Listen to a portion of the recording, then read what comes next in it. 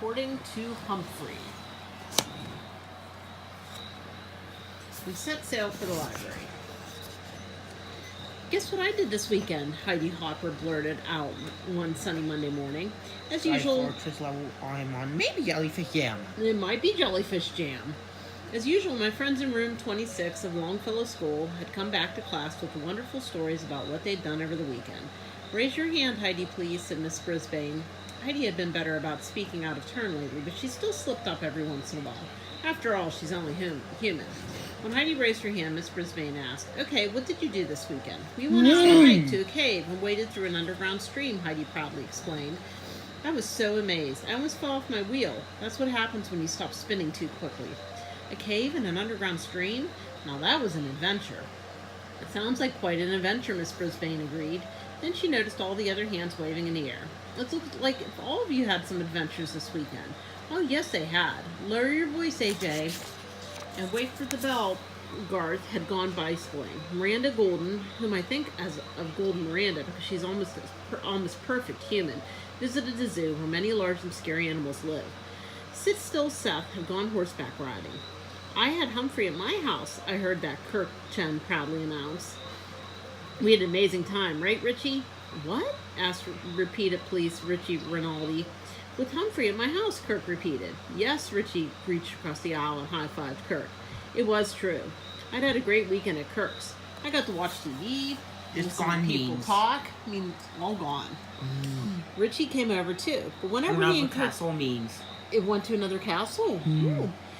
But he and Richie did something fun, like going outside to fly a kite or toss a ball around. They left me behind. I know that small furry creatures... Timmy or Jenny or Tiffy. I'm going to say Tiffy. One costume is classic order thing. King order thumbs up or flip-flops. Flip-flops. Pink or red. Red. Maybe. I know that small furry creatures don't usually do things like that, but as a classroom hamster who goes home with different students each week, I must admit I sometimes feel a little left out. After all, I'm always ready to help my friends, or even my teacher or principal, solve a problem. It'd be nice if they let me share in their adventures, too. Don't get me wrong, people have been very nice to me, but ever since the day I left Petorama and came to room 26, I've been trying to understand human behavior. It's been interesting, but it hasn't been easy. I'm luckier than Og the Frog, who is the other classroom pet. He doesn't need to be fed as often as I do, and usually spends weekends alone in room 26. He doesn't seem to mind, but then it's not easy to understand frog behavior either. While I was thinking about my friend's adventures, I lost track of what was happening in the class for a moment. Mrs. Brisbane was giving us our new vocabulary words for the week, and oh, what words they were. Beautiful words like nautical, treasure, and squall, which Mrs. Brisbane said was a violent gust of wind. They were the best vocabulary words I'd heard since I started school back in September, and I quickly jotted them down in my tiny notebook. I keep hidden behind the mirror in my cage. Miss Mack, the substitute teacher who first brought me to room 26, gave me the notebook before she moved to far-off Brazil. No one else knew I had it. No one knew that I had learned to read and write either. My fellow classmates seemed to enjoy the vocabulary words too. Kirk the class clown shouted, "Squall, squall!" Then he took a deep breath, puffed out his cheeks, and loudly blew out all the air like a big gust of wind. Stop giggling, Gail Morgenstern giggled, but just about everything made her laugh. The words reminded me of a pirate movie we watched at Kirk's house. Some of the pirates were scary, but it was exciting to see the big ships with their sails flying in the wind. How I'd love to feel the sea breeze ruffling through my fur. And to hear the pirates saying things like, "Avast, matey," and "Land ho." I'm not sure what those things mean, but they sound thrilling. To top it all off, the pirates were fighting each other with other pirates over buried treasure.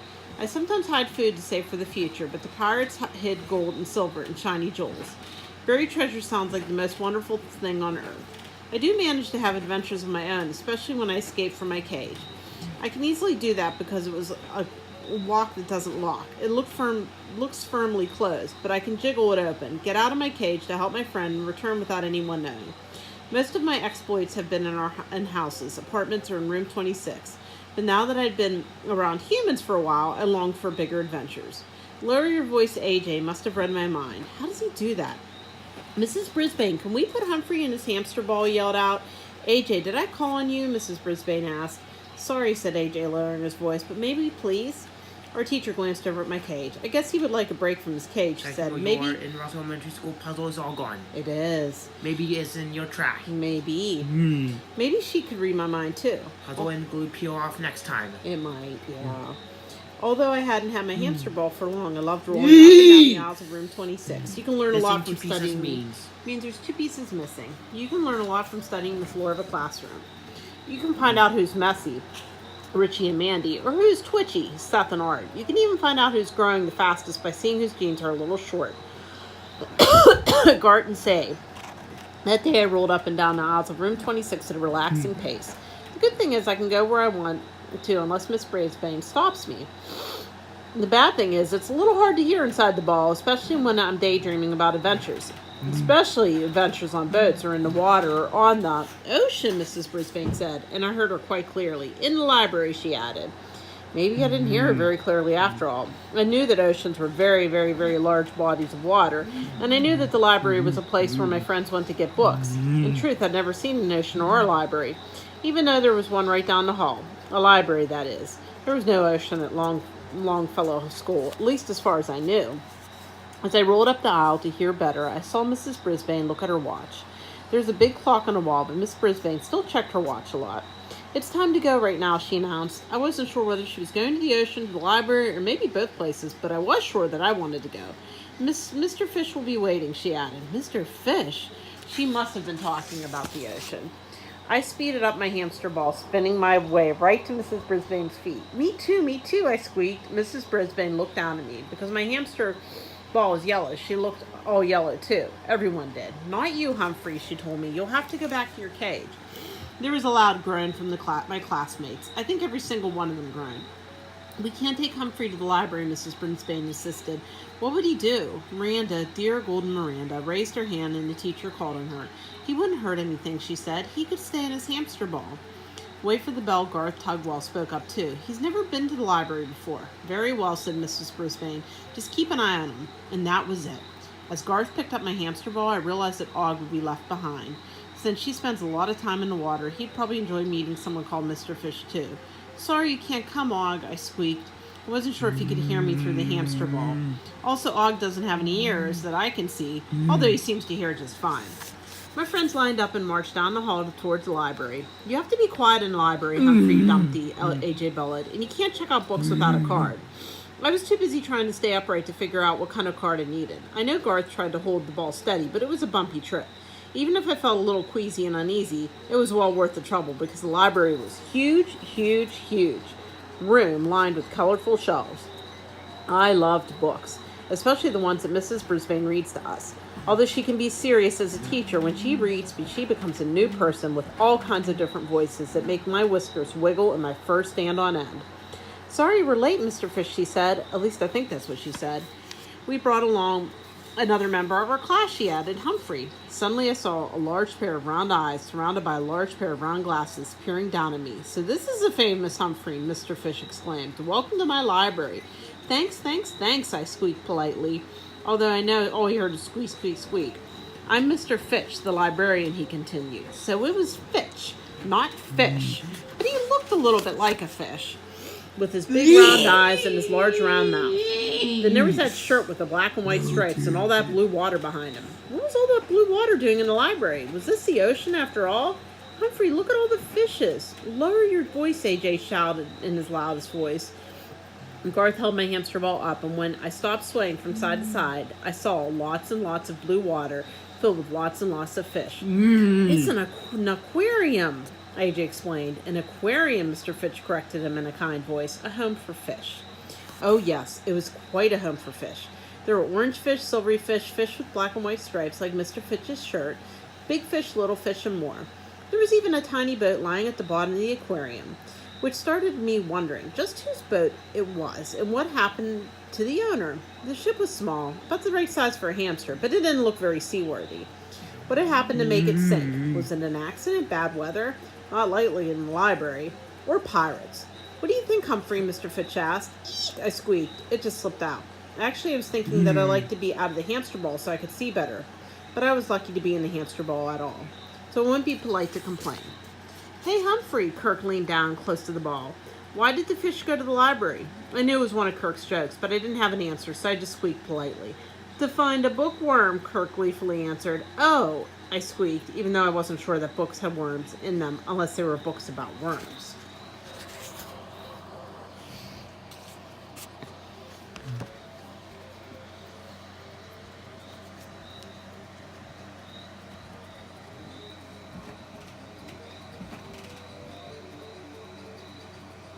Mm.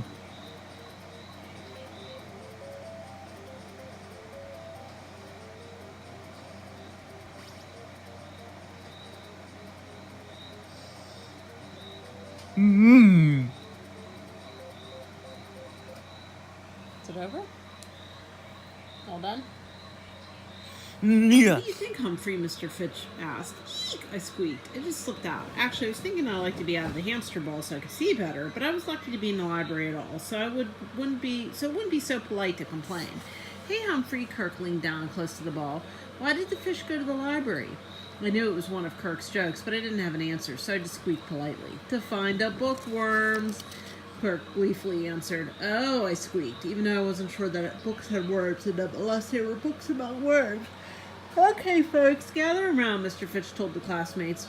We have a lot to do today. As my friend sat on the floor, Garth gently set me down near him so I could start rolling my way around the room. That's when I got a better look at something even more amazing than the fish. Books. Red, blue, green, yellow, pink, and purple books. Big, thick books and tall, thin books. Shelves of books all the way to the ceiling. Racks and stacks of books everywhere else. I didn't know there were so many books in the whole wide world. Yet here they all were in one big room in Longfellow School. I tried to make a sudden stop as one of the books caught my attention because of the pirate on the cover and the pirate flag. It was hard to make out the title from behind the yellow plastic. Jolly Roger's Guide. Attention, please, Mrs. Brisbane said in her most attention-getting teacher's voice. I rolled a little closer so I could hear what she was saying. A test, she said. Oh my, we were going to take a test. And I didn't have my little notebook and pencil with me. No one had even mentioned the test before we came to the library. I still couldn't hear very well, but I did hear Mr. Fitch say, what floats? This sounds like a spelling... no color means. It means there's no color. This sounds like a spelling or a task or math quiz. I rolled to the front of the group, staring at the aquarium for a closer look. Yes, Mandy, Mr. Fitch said. I couldn't see her, but she must have raised her hand. Mr. Fitch, I think we should take Humphrey out of the hamster ball so he can have some fresh air. My, what a nice girl Mandy was. I used to think her name was Don't Complain Mandy Payne, but she hardly ever complained anymore. That's a good idea, Mrs. Brisbane said. I was thinking about what my hamster would like, Mandy replied with pride in her voice. She did have a very fine hamster, thanks to me. And if I was let out of my ball, I could run freely and get a closer look at those beautiful books. Here, Mr. Fitch said as Kirk opened the ball, put him in this. This turned out to be a little square on the desk surrounded by books, because the desk was lower than the aquarium, and a good view of what Mr. Fitch was doing.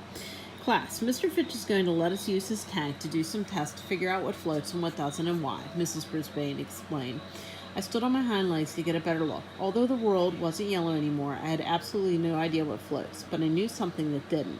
That little hamster-sized boat at the bottom of the tank.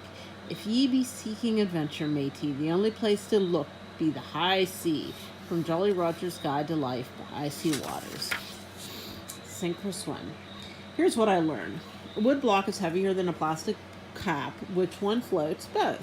A piece of aluminum foil isn't nearly as heavy as a block of wood, but when you roll it up like a ball, it drops to the bottom of the water like a small sunken ship. A ball of clay sinks like a great big shipwreck. When you spread the foil out of the shape of a little boat, it floats. Although I'm not sure I try sailing in it. By golly, when you spread the clay out in a little boat, it floats too. I saw it all with my own little hamster eyes, but when Mrs. Brisbane asked why the foil and the clay boats floated when the balls didn't, I was squeakless. So were my friends. Come on, try a guess, then, Mr. Fitch said in an encouraging voice. What about the question again? Asked Pay Attention Art Patel. Why did the foil and clay boats float, but the balls didn't? Mrs. Brisbane patiently repeated. Art shrugged. You look like you have an idea, Mr. Fitch said to speak up, Saya. I stood up extra high on my tiptoes to see my shy friend. Well, she said in a soft voice, I think it's because it's spread out and there's more water underneath it to hold the weight. Leave it to Saya to say something clever. I was so glad she wasn't too shy to speak up anymore. Bingo, Mr. Fitch said. You know I thought Bingo was a dog in a song, I knew he was telling her that it was the right answer. He just had to be. There was more to whether something floats or not than just how much it weighs. Once again, I'd learned something new, which is an amazing thing about school. Let's try some other stuff, said Heidi without raising her hand. I thought it was a great idea, but suddenly a loud voice that did not belong to AJ said, "Excuse me for interrupting. I need to check the temperature." I recognized that voice right away. It was big. It was bossy. It was, of course, the voice of Mrs. Wright. Who else but Mrs. Wright would be checking the temperature out of the library? It wasn't even sick. Is something wrong, Mrs. Wright? The librarian asked. I believe the temperature control is not working properly, she said, and as the new chairperson of the Committee for School Property, I need to keep track. Mrs. Wright taught physical education at Longfellow School. Thank goodness she didn't teach in room 26. In physical education, they play all kinds of games and sports which have rules. Mrs. Wright loved rules. Mrs. Wright loved her whistle, and Mrs. Wright did not love me. Come on in, Mr. Fish said. Mrs. Wright scurried across the room in her puffy white shoes. She headed for the temperature control on the white wall. Before she reached it, her puffy white shoes stopped right in her tracks next to the edge of my table. What is it doing in here? She asked huffily. It? Asked Mr. Fitch. What's in it? It was pretty clear what it Mrs. Wright was talking about. She was staring right at me. The rat, she said. Mrs. Brisbane quickly corrected her. Hamster? Whatever, Mrs. Wright replied. He doesn't belong in the library. Mr. Fitch smiled. Because he's not a book? Because he's out of his cage. It's unsanitary. What about his waste? Where will that go? It was very quiet in the library until suddenly Kirk laughed. She means his poo, he said. The word poo started the rest of the class laughing out loud. Heidi and Gail giggled. Kirk and Richie rolled their eyes and elbowed at each other. Even Miranda and Sia chuckled. Mr. Fitch bit his lip while Mrs. Brisbane shook her head. My poo is just a part of life, but for some reason it makes children giggle, and it sometimes makes grown-ups nervous. I don't know why, because I keep my poo far away from my food and everything else in my cage. In my view, you won't find a cleaner animal than a hamster. Mrs. Brisbane took 2 steps towards Mrs. Wright. What waste? She asked. I don't see any waste. You know, said Mrs. Wright. Weren't you here to check the temperature? Asked Mrs. Brisbane, looking Mrs. Wright right in the eye. It doesn't feel a little chilly in here. It does feel a little chilly in here. That caught Mrs. Wright off guard. Really? I thought it was a little warm, she said, hurrying towards the temperature control. While Mrs. Wright fiddled around with the control, Mrs. Brisbane continued talking to us. Class, we'll be returning to room 26 now, but we'll be coming back soon because Mr. Fitch will be helping us with the new unit we're beginning. She said, I'll tell you about it a little later today. Surprisingly, Sia raised her hand. Mrs. Brisbane called on her right away. Could we please check out some books? She asked in her sweet, soft voice. Mrs. Brisbane and Mr. Fitch exchanged looks. Then they both nodded. Okay, said Mr. Fitch, you got 10 minutes. Did you ever cross your fingers and hope for something special? I don't actually have fingers, so I closed my eyes, crossed my toes, both sets, and made my wish. Wishes are funny. Most of the time they don't come true. Sometimes they come true and later you wish they hadn't. But once in a while you make a wish and it happens, and it's a good thing. That's what happened in the library. I wished that Mrs. Brisbane would pick the pirate book about Jolly Roger. I couldn't check it out because I don't have a library card. And what do you know she did? Yes, yes, yes, I exclaimed as Garth carried me out in my hamster ball. I was so happy that when I saw Mrs. Wright leaning in over the temperature control as I left, she didn't even worry about me. Not very much anyways. My next wish came true after lunch when Mrs. Brisbane began reading that book to us. The full title was Jolly Roger's Guide to Life. It was about a boy and a girl named Violet and Victor, who were sent to spend the summer with their mysterious Uncle J.R. You can imagine their surprise and mine when he turns out to be a pirate called Jolly Roger, and he decides to teach them to be pirates too. Then they both set sail to find lost pirate treasure. My fur tingled and I was hanging on every word when my teacher suddenly closed the book. The other students groaned, and I was unspeakably disappointed until Mrs. Brisbane said she wanted to tell us exciting news. Og, did you hear? I squeaked with delight. Exciting news.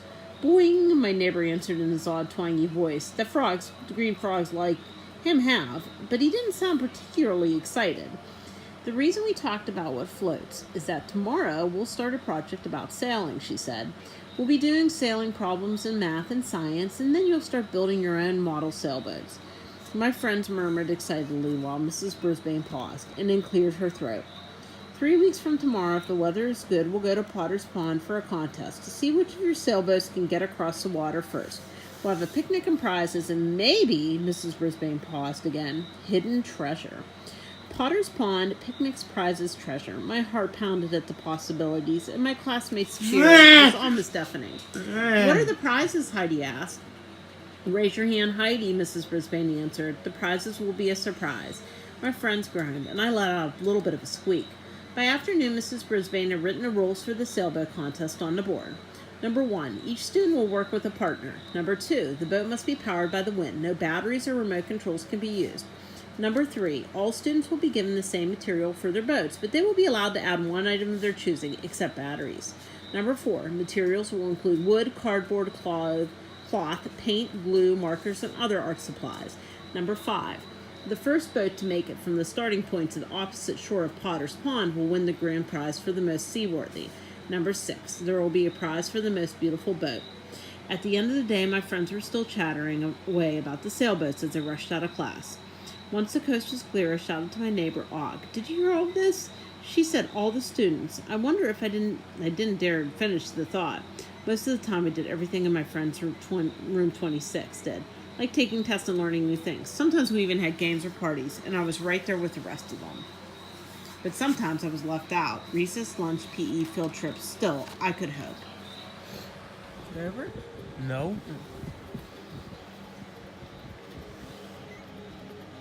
Lowercase means Little letter. not a capital letter. No.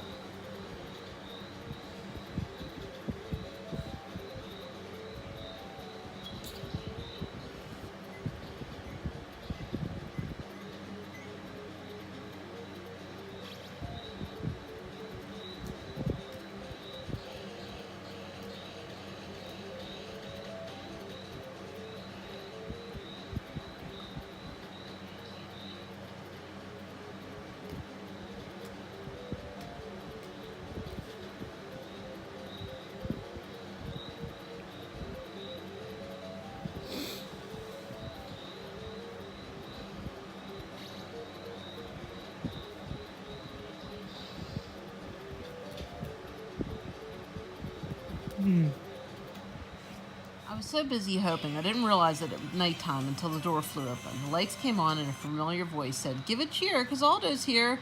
"Greetings, Aldo," I answered as he wheeled in his cleaning carts. "Did you hear about the wonderful contest?" As usual, all that came out was squeak, squeak, squeak. I'm not sure if he understood me, but as he cleaned the room, he noticed the vocabulary words on the chalkboard and the rules for the contest on the other. "So that's what you were worked up about, Humphrey," he said with a hearty laugh. "I'd like to be part of that." "Me too," I answered, and Og splashed wildly. "That gives me a great idea," Aldo announced. I waited breathlessly for him to say more. Instead, he started sweeping up the aisles of the classroom. Occasionally, I'd hear him chuckle, but I had no idea what he was thinking. "Squeak up," I finally insisted. "You'll see," Aldo answered, "all in good time." "What was that all about?" I asked Og after Aldo was gone. "Boing, boing," Og replied. Then he leaped into the water side of the tank while he was splashing and splashing and splishing. I daydreamed about life on the open sea, riding the waves, going up and down and up and down. I stopped thinking about that when my tummy got a little queasy. If I had a boat, I could sail the 7 seas. I could sail anywhere in the world. I could even sail to far-off Brazil where Miss Mac lived. Miss Mac. She was my first human friend, and what a friend she was. She was full of life with her bouncy black curls, her big happy smile, her large dark eyes. She was also adventurous. She even took me on a bike ride once. And at night, she liked to play bongo drums. Life with Miss Mac was the best. Then she broke my heart when Miss Brisbane came to room 26, and Miss Mac left for Brazil. A broken heart hurts a lot. Sure, she sent us letters and pictures, but it wasn't like seeing her every day. At first, I didn't think I'd ever speak to her again. But by now, my heart wasn't exactly broken. It was just sprained, and I'd be glad if I could ever see her again. I don't think Miss Mac meant to break my heart. I do think Miss Mac would be glad to see me again, too. Funny how a book about pirates gets you thinking about all kinds of crazy things, even love. There be treasures aplenty in the deep, if ye dare look. From Jolly Roger's Guide to Life by Icy Waters. Portrait of a Hamster. Boats, boats, boats. Just about all we talked about in room 26 had to do with boats. There was a math problem about a boat race and a history lesson about the Vikings, who were great sailors and wore impressive hats with horns on them. There were also those lovely, lovely vocabulary words. And there was a story. Every day, Miss Brisbane read another exciting chapter from the book. Uncle Jolly Roger, who did not seem unusually jolly for a pirate, taught Vic and Vi, that's what he called Victor and Violet, all kinds of wonderful things about sailing. They even had a run-in with the huge whale. That part of the story gave I Heard That Kirk the chance to tell a joke. What did you call a baby whale? A little squirt. We all chuckled at that. So in just a few short days, I went from never thinking about boats to thinking about them all the time. There were so many kinds of wonderful boats, from rowboats you move with your oars and muscles to sailboats and tall ships powered by the wind. Then there were motorboats, yachts, tugboats, and ferries, which all have engines. And there were great ships powered by steam. Mrs. Brisbane brought in more books about boats and put up huge posters on the wall. It would be hard to choose a favorite, but the Chinese junk did catch my eye. The boat isn't junk after all, but a beautiful craft with colorful sails. I could almost feel the sea breeze tickle my whiskers whenever I looked at the picture. In the evenings, I tried to talk to Og about boats and pirates and treasure, but as soon as I'd bring up the subject, he'd dive into his tank and swim around. Maybe he was trying to tell me that he didn't need a boat to make his way through the water. I was a little jealous, although I still wouldn't want to be a frog. As nice as Og was, he had googly eyes, green skins, and no nice soft fur at all. I occupied my spare time by drawing pictures of boats in my little notebook. I must admit my drawings of the golden SS Golden Hamster, complete with a hamster flag, was quite impressive. On Friday, it was time to find out which of my friends would take me home for the weekend. "Do you have the permission slip, Gail?" Mrs. Brisbane asked. Gail pulled a slightly crumpled paper out of her pocket. "Here it is," she said with a giggle. So I was going home with Gail. Since Gail loved to laugh so much, I was bound to have a fun weekend. Yippee! I was happy to see that she was also taking home a stack of books about boats. Gail's mom, Mrs. Morgenstern, came to pick us up. She was a colorful human who wore blue jeans, an orange sweater with red flowers on it, a yellow cap, and high red boots. Her hair was in a long braid halfway down her back. "You know what, Humphrey? I think I'm going to paint you this weekend," she said. Oh dear, Mrs. Morgenstern seemed like a nice person, but the thought of being covered in wet and messy paint didn't sound fun to me. "It won't be easy," Gil warned her. "He won't stand still." Mrs. Morgenstern just smiled. "I'll find a way." As she carried me out of the classroom, I squeaked to Og, "Wish me luck, Ogie boy. I don't know what color I'll be when I come back. Maybe green like you." Boing, boing, boing, boing. Og sounded a little upset. Maybe he liked being the only green creature in room 26. When we got to the house, instead of painting me, Gail's mom gave me some carrots and gently set my cage on the nightstand in Gail's room. When we were alone, Gail curled up in her bed with her stack of books. Suddenly there was a thundering sound, like a herd of wild horses coming into the room. "Humphrey!" It was Gail's brother Simon. I met him once when I'd stayed at her house. He was just about as tall as Gail, but she still called him her little brother. "How's it going, Humphrey? What's new? What's happening? Look at your wheel. Can I feed you? One out of your cage?" That was how Simon talked, fast. "Simon, Humphrey's my class hamster. I'll feed him and take care of him," Gail scolded him. "Oh, I just wanted to say hi. Hiya, Humphrey." Then Simon made a funny face, sticking his teeth out and holding up his hands in front of him. "See, I'm a hamster too." "You're an idiot," said Gail. "Go away." "Okay," said Simon, "but I'll be back." As he hurried out of my room, Gail let out a big sigh. "My brother," she groaned. She made a brother sound like a very bad thing. And yet, to a hamster who lives alone in a cage with a frog for a neighbor who doesn't even squeak, having a brother seemed like a very nice thing. I decided to cheer up Gail with a new trick I'd taught myself. Instead of getting on my wheel and spinning it, I lay down on my back underneath. Then I reached my paws up and made the wheel spin with my feet. You'd better believe Stop Giggling Gail couldn't stop giggling at that until there was a knock at the door and Gail's mom peeked into my room. "May I come in?" Mrs. Morgenstern entered carrying a stack of boxes with lots of colorful bags hanging from her arms. "Guess who went shopping today?" she asked. I guessed Gail's mom did, and I was right. She dumped the boxes and bags on Gail's bed. "Wait till you see," she said excitedly, opening the boxes. "I got you the cutest outfits. Look at this darling skirt." She held up a skirt with blue, pink, yellow, and green stripes on it. "It'll look great on you." Gail wrinkled her nose. "But Mom, I like pants for school. I mean at recess." "Well, these tights go underneath." Mrs. Morgenstern held up a pair of bright pink tights. She rummaged around in a bag. "I bought 3 skirts, one with stripes, one with stars, and one with flowers." "But Mom, I don't like skirts," Gail repeated. "Try something new, dear." Mrs. Morgenstern pulled out a fuzzy-looking sweater like this. "Personally, I like fuzzy things. Like hamsters, but Gail ran her hand over the sweater and said it looked itchy. Just try it, Gail's mom said, and reached over and opened a box. I had another brilliant idea today, she announced. We're going to redo your room. Gail blinked hard. Again? In with the new, out with the old, her mom said with a smile. But we just painted it last year, Gail reminded her, and I like the blue and white stripes. 2 years ago, said her mom. It's something we can do together. It'll be fun. We'll give it a whole new look. You and I could paint a mural, or we could make the whole room look like the universe with all the planets, or the whole room could just look like the ocean, or, Gail sighed, I just got used to my room the way it is. Mrs. Morgenstern reached out and patted Gail's face. Honey, try and open up to new things. Change is good. Gail didn't answer. She just stared down at her blue bedspread. Her mom frowned. Tell you what, I'll leave these samples here and you look at them. And think about it. Mural, okay? Just think about it. Sure, Mom, Gail replied. Gail didn't seem very excited about painting her room, but I thought it was much better than to painting me. After Mrs. Morgenstern left, Gail stared at the striped wall for a while. She pushed the paint samples aside and picked up one of her books. She turned a lot of pages and suddenly held up her book to my cage. Look at this ship, Humphrey, she said. School. Maybe zombie-ated. Maybe. It was a picture of a lovely sailboat with a billowing white sail. I like it, I squeaked. I know that all Gail heard was squeak, squeak, squeak, but she seemed to understand. It is beautiful, isn't it? Yes, yes, yes, I agreed. Gail sighed. Sometimes I'd like to sail away on a ship and go far away. To Brazil, I said with a squeak. Maybe it was more like a shriek. You could come with me, said Gail. Then she went back to her bed and her stack of books. Really, Gail's family couldn't have been nicer to me. Great snacks, a great cage clean, no jokes about my poo.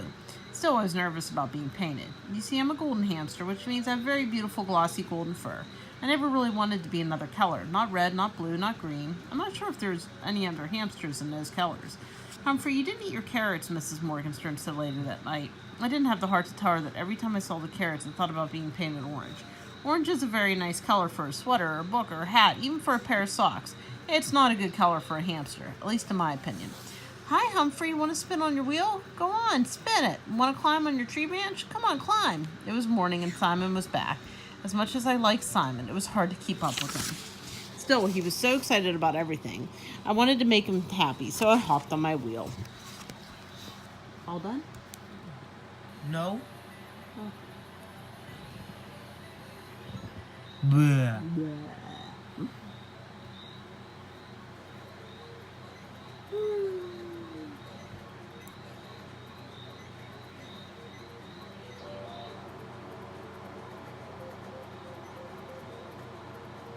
Add your American flag all pieces. Corner. First, go. Last, beginning, go. Maybe here are missing. Maybe missing. Maybe vacuumated. Maybe.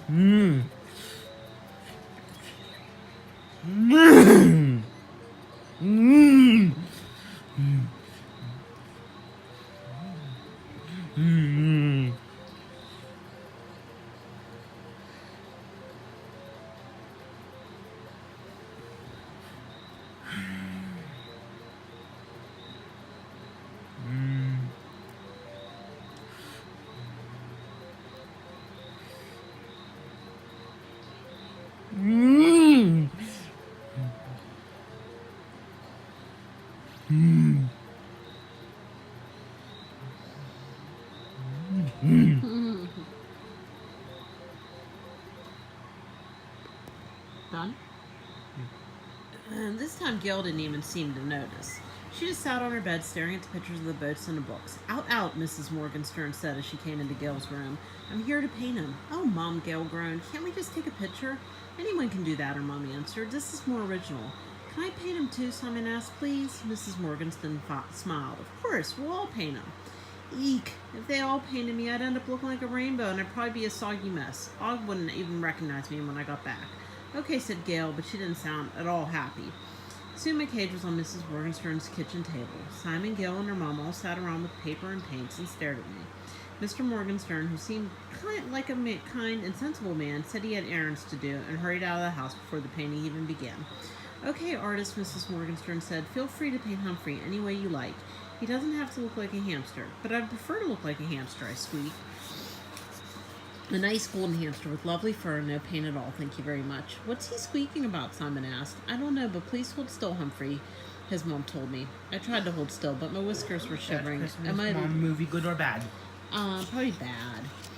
My legs were shaking. I closed my eyes, waiting to feel the wet, gloppy paint on my fur, but my fur felt just fine. So after a while, I opened my eyes and saw the three Morgensterns putting lots of lovely paint on paper. They weren't painting me at all. They were painting pictures of me. Woo, woo, woo. I was so relieved. I hopped on my wheel for a lovely spin. Humphrey, hold still, Gail told me. Oops, sorry, I squeaked. I jumped off the wheel and held as still as a lively hamster can. After a few minutes, though, my back legs started itching and my nose started twitching, and I had a little cramp on my front paw. Luckily, Mrs. Morgenstern said, well, I think I've captured our little friend. How about you two? She held up her painting to show Gail and Simon. I couldn't get a good look at it, but I could see that there wasn't anything golden about her hamster. There was yellow and blue and maybe some purple. I think this shows the true spirit of Humphrey. I didn't even have time to think about why my true spirit was yellow, blue, and purple, because Simon waved his picture right in my face. Here you are, Humphrey. Simon's painting showed an orange blob with all kinds of swirly lines, but no hamster that I could see. Mrs. Morgenstern leaned in to examine the picture closely. That is very interesting, Simon. Tell me about it. It's all squiggly because he was spinning on his wheel like this. Simon jumped out of his chair and began twirling in a circle. Perfectly wonderful. I see his eye in the center, said his mother. You can stop spinning now. Then she turned to Gail. Let's see your Humphrey. Gail held up her paper that showed a perfectly wonderful picture of me. I had 2 ears, 2 eyes, 2 front legs and paws, 2 back legs and paws, some whiskers and lovely golden fur. Oh, said Gail's mother. It looks like him, doesn't it? Asked Gail. Mrs. Morgenstern nodded. Yes, it looks a lot like him. It's just... Gail seemed upset and not at all giggly. What's wrong with him? It's fine, honey, her mom said. I'd just like you to paint what you feel, not just what you see, like Simon's picture. You can feel Humphrey's energy, can't you? Actually, Simon's picture made me feel a little queasy, while Gail's picture made me feel very handsome. Mrs. Morgenstern patted Gail's hand. It's a very good picture, Gail. After her mom and brother left, Gail sat and stared at her picture for a while. You're such a pretty color, Humphrey. Why would I make you blue? She asked. I didn't have an answer, but it was time for me to squeak. Up. I love, love, love your picture, I told her. I'll never know if she understood me, because her phone rang and Gail ran off to answer it. The Life of a Pirate. Ah, there'd be a work of art, my buckos. From Jolly Roger's Guide to Life by I.C. Waters. A golden moment. Later, Gail's best friend Heidi came over, and the two girls went outside to jump rope. Even in the house, I could hear them chanting, Teddy bear, turn her around. Teddy bear, touch the ground. Teddy bear, touch your shoe. Teddy bear, that will do. Gail was giggling again, which made me feel good.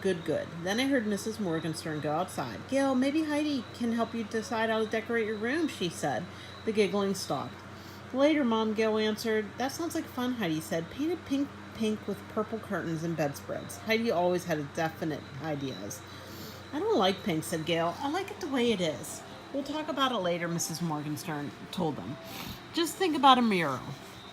Soon the girls were jumping rope again. I hopped on my wheel and started spinning. Spinning always helped me think. I could tell that Gail was unhappy about changing her room. I hate to see my friends feeling unhappy, so I needed to come up with a plan. On the one paw, Gail didn't like change. On the other paw, her mom wanted to encourage Gail to try something new. So far, neither of them wanted to give in. I don't know much about decorating girls' rooms. Personally, I like to be surrounded by soft bedding and tree branches, with my wheel and my sleeping hut nearby. But I didn't think Mrs. Morgenstern would go for that. Just one. Just one means. One and only. Still, I'd have been happy when Miss Brisbane took the cage I liked and added all kinds of fun things. Maybe Gail would be happy with some changes in her room, too. As I whirled and twirled my wheel, I stared at the paint samples laying on Gail's bed. Maybe there was something Gail would like if she'd only look at them. The sound of Heidi and Gail jumping rope drifted in through the open window. Mabel, Mabel, set the table just as fast as you are able. Don't forget the salt, vinegar, mustard, hot pepper. Then they counted very fast as I heard snap, snap, snap of the rope hitting the ground. From the sound of things, they'd be jumping for a while, so I decided to take an unsqueakably big chance and check out those paint colors myself. The last one. It was easy to swing open the door of my cage. My lock that doesn't lock has never let me down. The hard part of my job was getting from place to place. Leaping from the nightstand to the bed looked too dangerous, even for me. I'm adventurous, but I like to be safe. I also needed to get samples and back to my cage as fast as possible in case someone decided to check up on me. While I was thinking how hard it is for a very small hamster to get around in a human-sized world, I noticed the electrical cord leading from a lamp on a nightstand well, I couldn't see exactly where, but it was probably plugged in behind the bed. I am smart enough to know not to fool around with electricity. Nibbling on that cord could be a bad mistake. But I figured I could gently slide down the cord and leap onto the bed at just the right moment. I took a deep breath and grabbed the cord. It was smoother than I expected, which meant the ride down was much faster than I expected. Whee! I squeaked as I slid towards the bed and let go. Plop.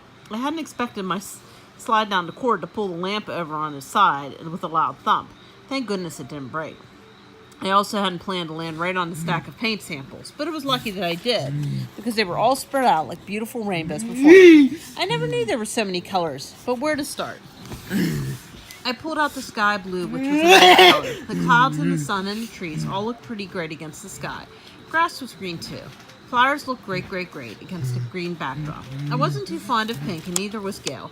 Oh dear, I wasn't making much progress. Engine number 9, coming down Chicago line. If the train jumps off the track, do you want your money back? At least Gail and Heidi were still busy. I pulled out the next sample, which was a golden brownish tan. Golden. I held my paw against it, and it was the paint exactly matched my golden fur. My fur was beautiful color. Everybody said so. I pulled the sample away from the others so it stood alone right in the middle of the bed. Just then I heard thundering footsteps and a familiar, "Hiya, Humphrey!" Simon was coming, and there was no way to get back to the cage before he arrived. I dived under Gail's pillow and crossed my paws, hoping he wouldn't find me there. It was dark and scary and awfully stuffy under the pillow. I could hear Simon's muffled voice say, "Want to ride in your hamster ball, Humphrey? Hey, Humphrey! Oh no, Humphrey!" Simon must have noticed that I wasn't in my cage. Next, I heard the distant sound of footsteps leaving the room. Gasping for air, I crawled out from under the pillow and scurried across the bedspread. Oh joy, this was my lucky day. The lamp was still lying on its side, with the shade on the bed and the base on the nightstand, forming a perfect bridge. I pulled myself up on the shade, scampered across the lamp, and gently dropped down on a nightstand. I made sure to close the cage door behind me before taking a dive under the bedding. "He's gone, Mom! He's not in the cage!" Simon shouted as he dragged his mother into Gail's room. I could hear Gail and Heidi coming up behind me, making loud voices about me. "Calm down, everybody," Mrs. Morgenstern said. "Let's check out this cage." Just as they were approaching, I crawled out from under my bedding, trying to look a little sleepy. "See, Mom, he's gone. He's really gone," Simon exclaimed. I yawned, making sure to let out a little squeak. "There he is, honey," I heard Mrs. Morgenstern say. "He was just hiding." Simon shook his head. "No, Mom, he was gone." Mrs. Morgenstern noticed the lamp and picked it up. "I suppose Humphrey knocked over the lamp. Is that right, Simon?" Simon looked truly puzzled. "I don't know. It wasn't me." I felt a little guilty about tricking Simon, but a hamster's got to do what a hamster's got to do. Mrs. Morgenstern set the lamp back in place. "At least it's not broken," she smiled and turned towards Heidi and Gail. "Look at those paint colors now," she said. "Then we can head down to the paint store." Gail sighed. "Oh, Mom, how cool," said Heidi, walking toward the bed. "Look at all these great colors. But I like the blue and white." Gail suddenly stopped and stared. "Oh, but I like that." I was trained to see Gail walk to the middle of her bed and pick up one of the paint samples. "It's golden," she said. "Yep," I agreed. "It just slipped out because I was thrilled to see Gail happy."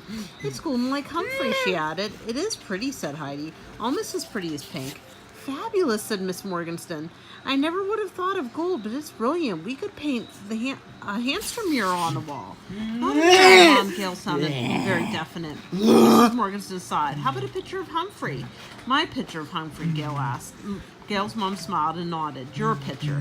"Yay, Humphrey!" Simon shrieked. "Great idea," I agreed. When I squeaked, Gail giggled. "That was a wonderful sound. Let's do it," she said.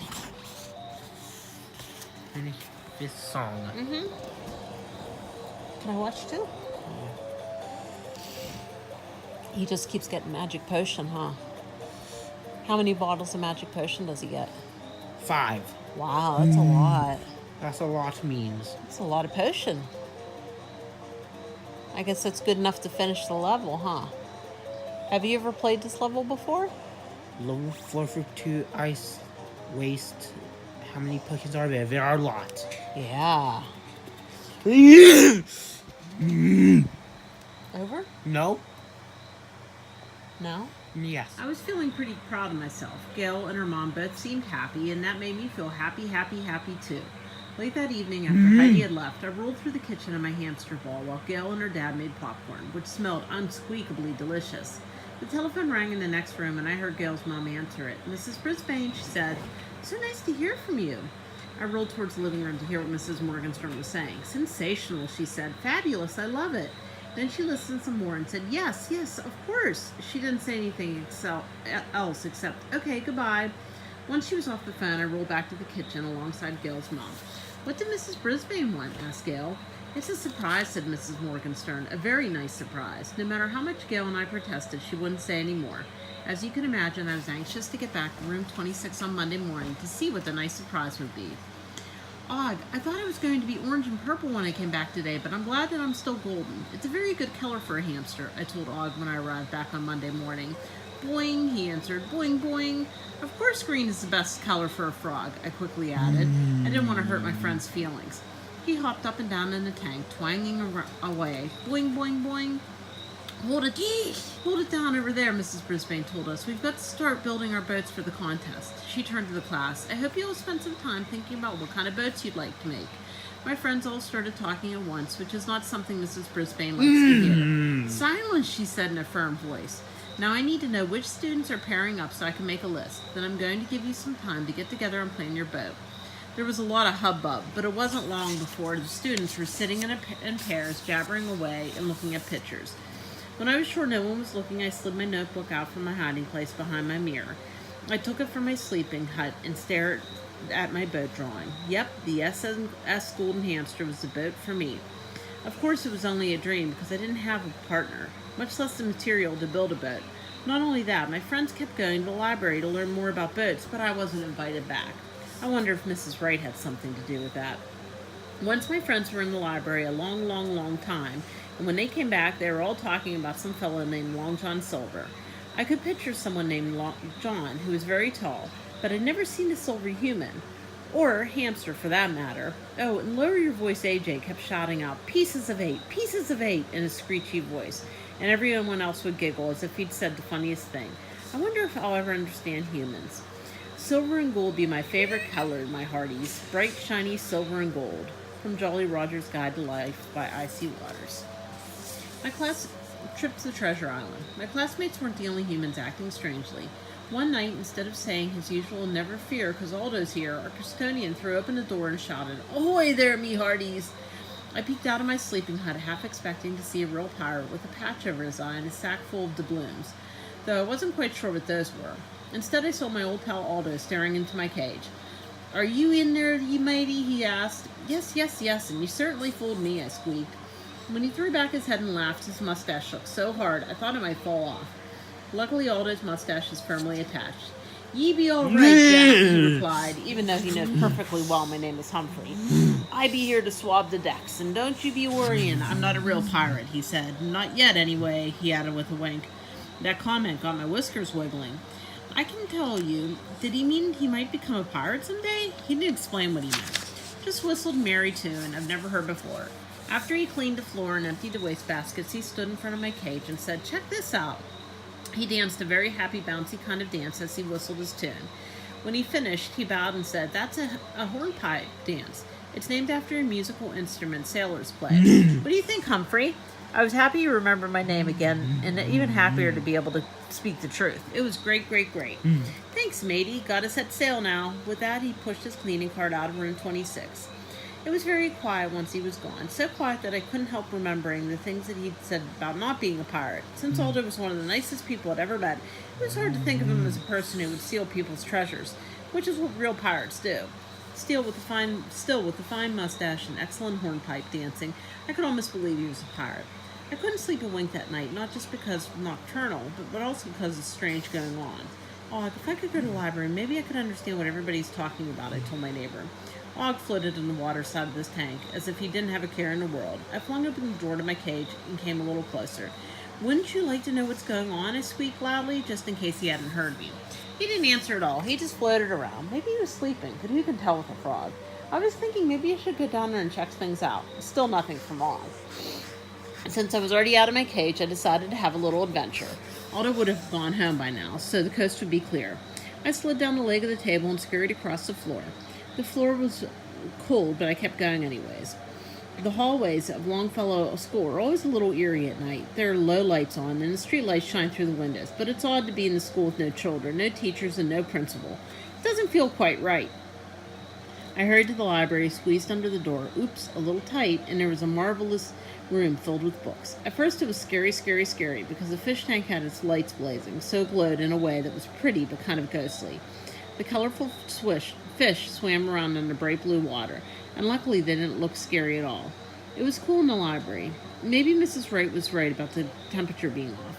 I walked up the big aisle between the shelves and the tables and stared up at the tank. The sunken ship was still there, and I have to admit, it fascinated me. Whose ship was it? A tiny pirate?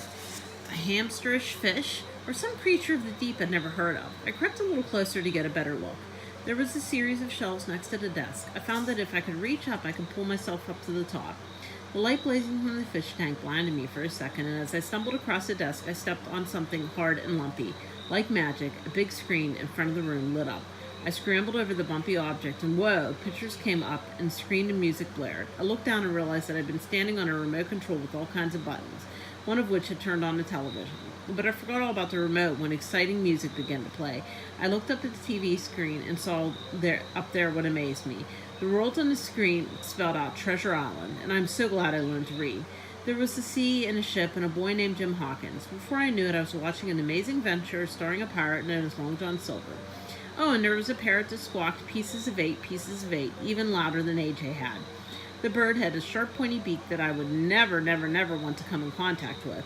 And there was a great waves rolling up and down, up and down. As I settled down to watch, I accidentally hit another button, and the movie started all over again. The words, the music, and the parrot. This time I didn't wiggle a whisker. I sat quietly and watched the whole movie from beginning to end. It was one of the best nights I could remember, at least at Longfellow School. When it was over, I carefully tapped the remote control until the picture went off. Then I dashed back to room 26, grabbed the cord for the blinds that hang down next to the table, and swung myself back up like I was swinging my way to the crow's nest of a ship.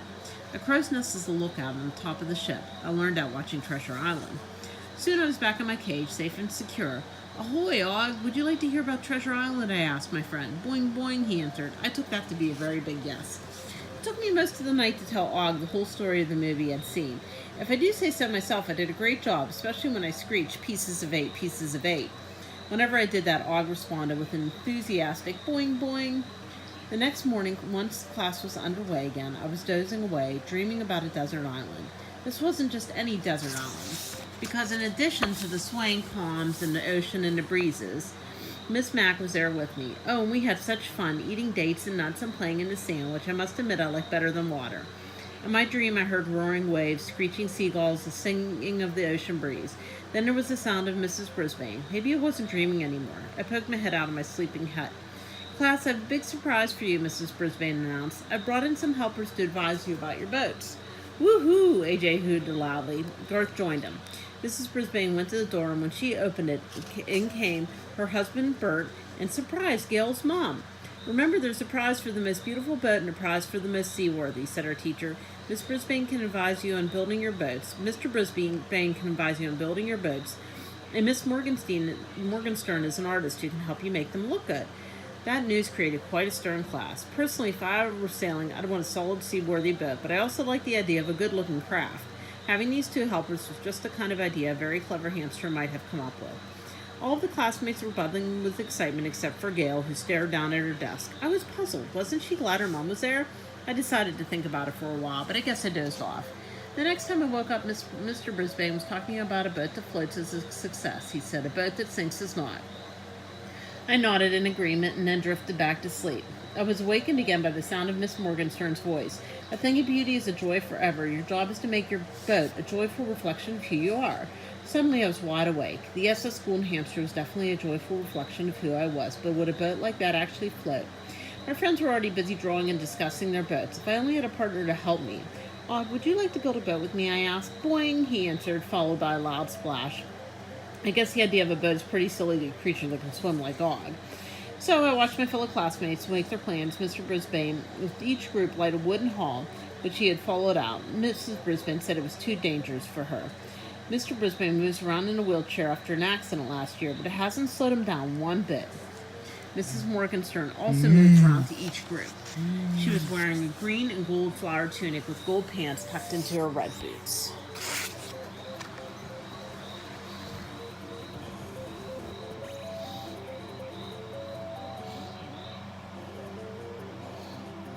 Is this the PC version of the game? Yes. Oh, it looks hard. Kind of looks like Super Mario Jump Up One Castle. It does. Shaped like a swing. Yes, they have to jump off the fire things to keep going. Jump all over the fire and you swing it. Mm-hmm.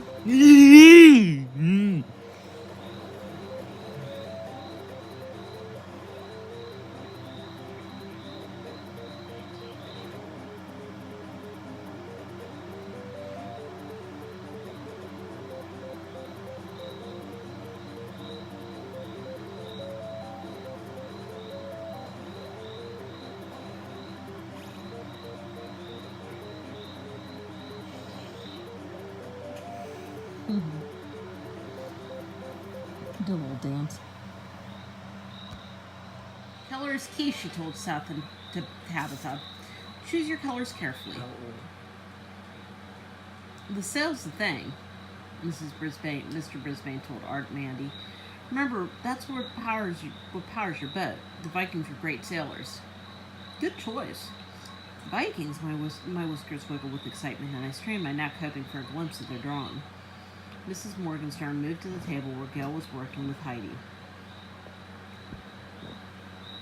Come on, Gail, she said. You can be more creative than that. Think color. Gail wasn't giggling. She wasn't even smiling. Kirk, who was almost always joking, was also very serious as he worked on the boat with his friend Richie. Got a great idea, Kirk said as he quickly sketched a drawing. I know all about boats. We'll make it a tall ship like this. My heart thumped a little faster. Tall ships were amazing, with many, many, many sails billowing in the wind.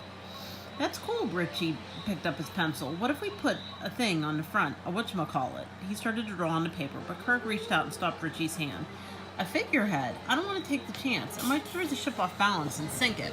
Richie stopped drawing, but he didn't look very happy. It would look good, he complained. Yeah, Kirk agreed, but you want to win, right? Sure, Richie said, although he didn't sound completely convinced. Hey, Richie, what did the ocean say to the boat? Kirk asked. What? Richie asked. It didn't say anything, it just waved, Kirk joked, and Richie laughed.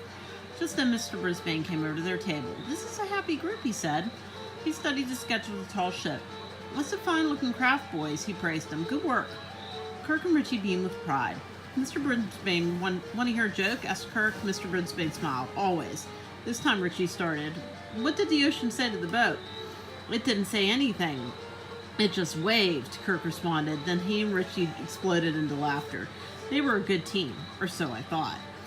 Mrs. Morgenstern's voice rang out. Now that's what I call original. She was standing by the table where Saya and Miranda were working.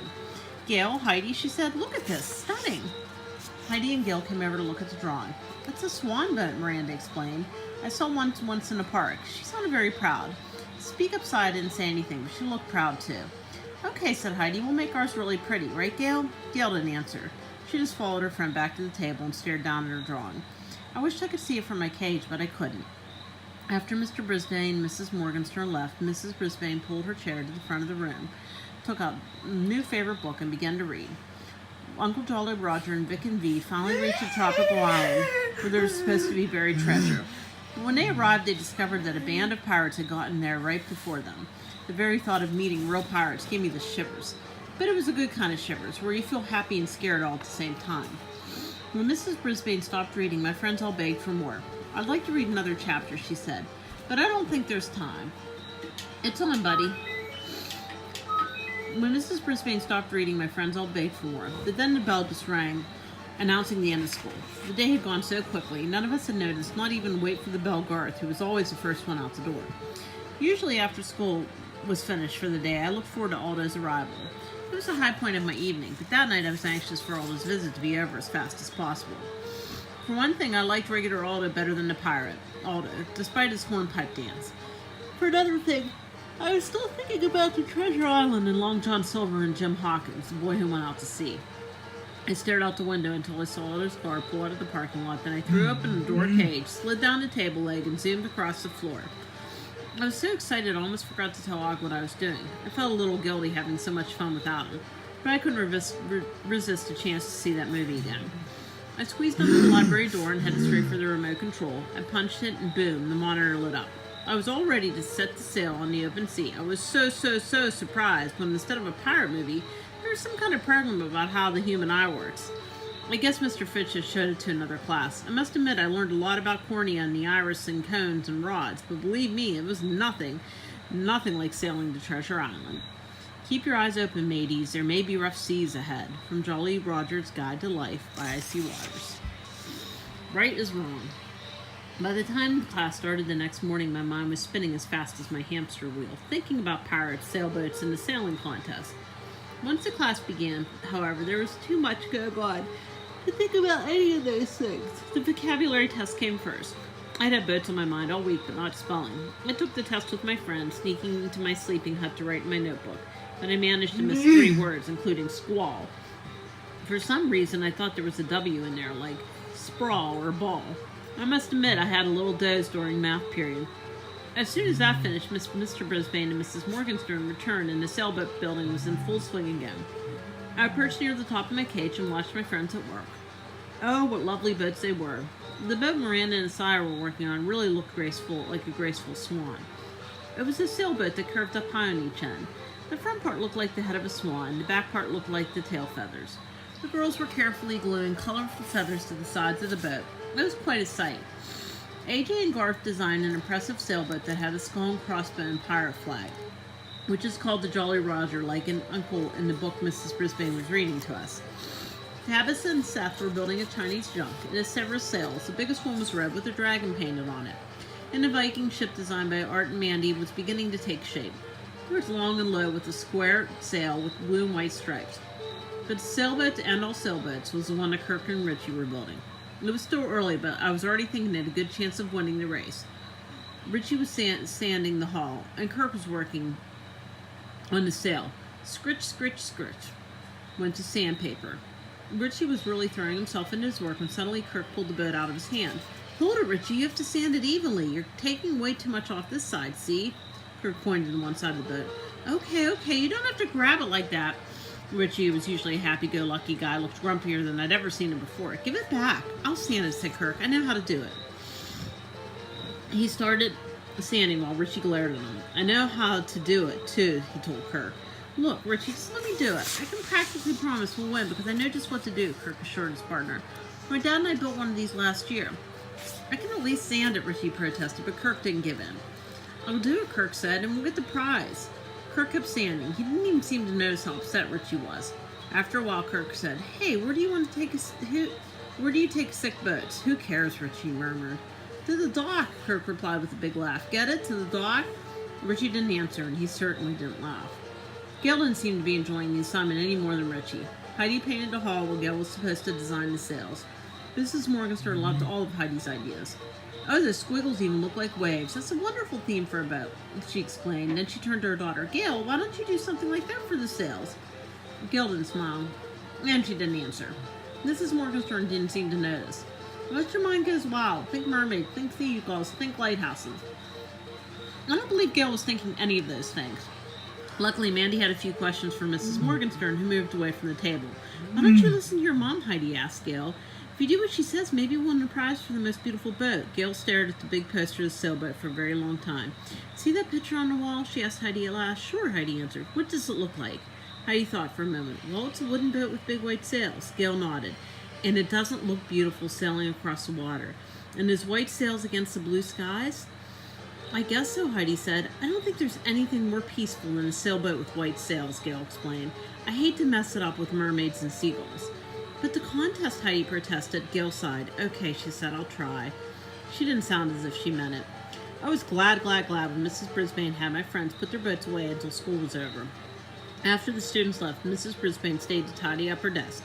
It was quiet for the first time all day. So I guess I dozed off. I wasn't sleeping very long because I was wakened by a familiar voice loudly saying, I think we need to talk about your field trip. The voice belonged to Mrs. Wright. said field trip in the same way she might say bad smell or chicken pox. Oh, you mean a trip to Potter's Pond? Mrs. Brisbane asked. Her voice was friendly, but I knew our teacher well enough to know she was on guard. With Mrs. Wright, it's always a good idea to be on guard. Yes, I see you filed the proper form, but I did have some questions, Mrs. Wright explained, and some concerns. I was concerned that Mrs. Wright was sticking her nose where it didn't belong. What concerns? Mrs. Brisbane asked. Mrs. Wright leafed through a stack of papers she had in her hand. Safety concerns, she said. I need to know that you will have the required number of parents volunteers. Of course, that's never a problem with this class, Mrs. Brisbane assured her. And all the students have permission slips, no exceptions? Mrs. Wright said in an ominous tone of voice. Not one. Of course, Mrs. Brisbane said. I'm also concerned about the water safety, Mrs. Wright continued. I'm not sure whether or not we'll need a lifeguard. If we need one, we'll get one, said Mrs. Brisbane. But the students aren't swimming. They're just sailing boats. Mrs. Wright shuffled the papers some more. Yes, well, these are model boats, I hope. I don't think Mrs. Wright saw Mrs. Brisbane roll her eyes, but I did. Very small model boats, she answered. Yes, I see, said Mrs. Wright. We'll also have to make sure the students are properly dressed. They will need sweaters, possibly boots. Mrs. Brisbane sighed, but Mrs. Wright kept on talking. Then there's a matter of food. All the snack must be approved. She whipped out a piece of paper and handed it to Mrs. Brisbane. Mrs. Wright, our teacher said, I've been taking students on field trips for many, many years, and I've never had a problem so far. Mrs. Wright smiled, but it wasn't a nice smile. Of course, she said, but regulations have changed. I couldn't take it anymore. I let out a squeak. Leave her alone! But I figured she couldn't tell what I was saying. Boing, boing, boing, Og chimed in. I knew sometimes complain about him, but Og was always in the corner when you need him. After finish music. Yep.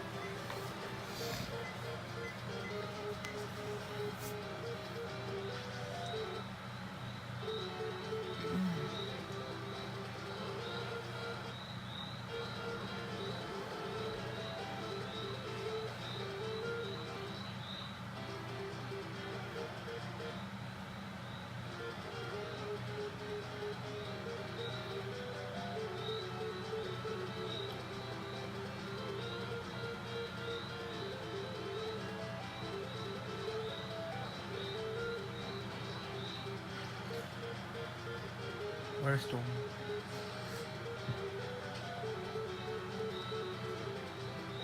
I like how he dances.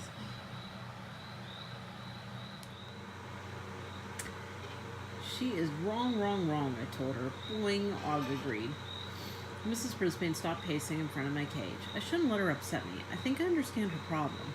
I wasn't sure I wanted to understand Mrs. Wright, but I listened politely. She teaches games to her students all day long, but she never has any fun, she said. Yes, I squeaked. She's no fun at all. Mrs. Brisbane chuckled. Poor woman. I have an idea of just how to handle her. She picked up her handbag and left the classroom, still smiling. I was glad Mrs. Brisbane had an idea. Her ideas are almost always good. I just wish she had told me what it was. For the rest of the week, my friends worked hard. The boats looked good, but Richie and Gail didn't look any happier. Principal Morales stopped by room 26 one afternoon. He was wearing a tie that had little sailboats all over it. I've been hearing so much about these boats of yours, I had to come see for myself, No. he said. Everyone... Whoa. Down. Thank you. I've been hearing so much about these boats, I had to come see them. Everyone sat up and paid straight attention when Mr. Morales came to visit. After all, he was the most important person at Longfellow School. He was also a personal friend of mine. He took the time to look at each boat and every boat, and he always had something nice to say. They all look seaworthy, he announced when he was finished. And I should know, when I was your age, my friends and I spent half a summer building a raft. We couldn't wait to see it sail on Potter's Pond. I guess I thought it would be like Huckleberry Finn. I'm sorry to say I had no idea who Huckleberry Finn was, but I sure wanted to hear what happened. Mr. Morales continued. The raft was heavy and it took 6 of us to carry it. We slipped the raft into the water, hopped on board, and guess what happened? None of my friends seemed to know, so he answered the question himself. It sank straight down. It's probably still lying at the bottom of the pond today. Amazingly, he chuckled. Oh no, Mrs. Brisbane exclaimed. It was disappointing, Mr. Morales continued, but I can assure you the water in Potter's Pond is very shallow. Mrs. Wright will be happy to hear that, Mrs. Brisbane said. It's also very muddy. My shoes got so stuck in the sludge, I had to pull my feet out and go back with my shovel to dig them out, he chuckled again. My mama and papa were not pleased. Mrs. Brisbane and my classmates laughed too. Just make sure you've got a boat that floats, the principal continued. On his way to the door, he passed by my cage. How's it going, Humphrey? He asked. Where's your boat? That's what I'd like to know, I squeaked back. He laughed, so I guess he didn't actually understand what I was saying. But when I went into my sleeping hut for a nap, I kept picturing a raft lying at the bottom of Potter's Pond, just like a sunken boat in Mr. Fitch's tank. On Friday, after Mr. Brisbane and Mrs. Morgenstern left, Mrs. Brisbane made a surprising and shocking announcement. Class, we were so busy with our boats this week, I forgot to arrange for anyone to take Humphrey home for the weekend. Woo! That statement took the wind out of my sails. For one thing, my classmates usually begged to take me home. For another thing, if nobody took me home, I'd get awfully hungry and thirsty because I can't go without food and water as long as I can. I can't believe we all forgot, Heidi said. Raise your hand, Heidi, Mrs. Brisbane reminded her. But don't worry, I'll take him home with me. I felt a lot better hearing that. But I felt worse when she said, I'm afraid there's no time for me to read out loud today. We'll continue with her book on Monday. No time to read aloud, just when Uncle Jolly Roger and Vic and Bee were in great danger?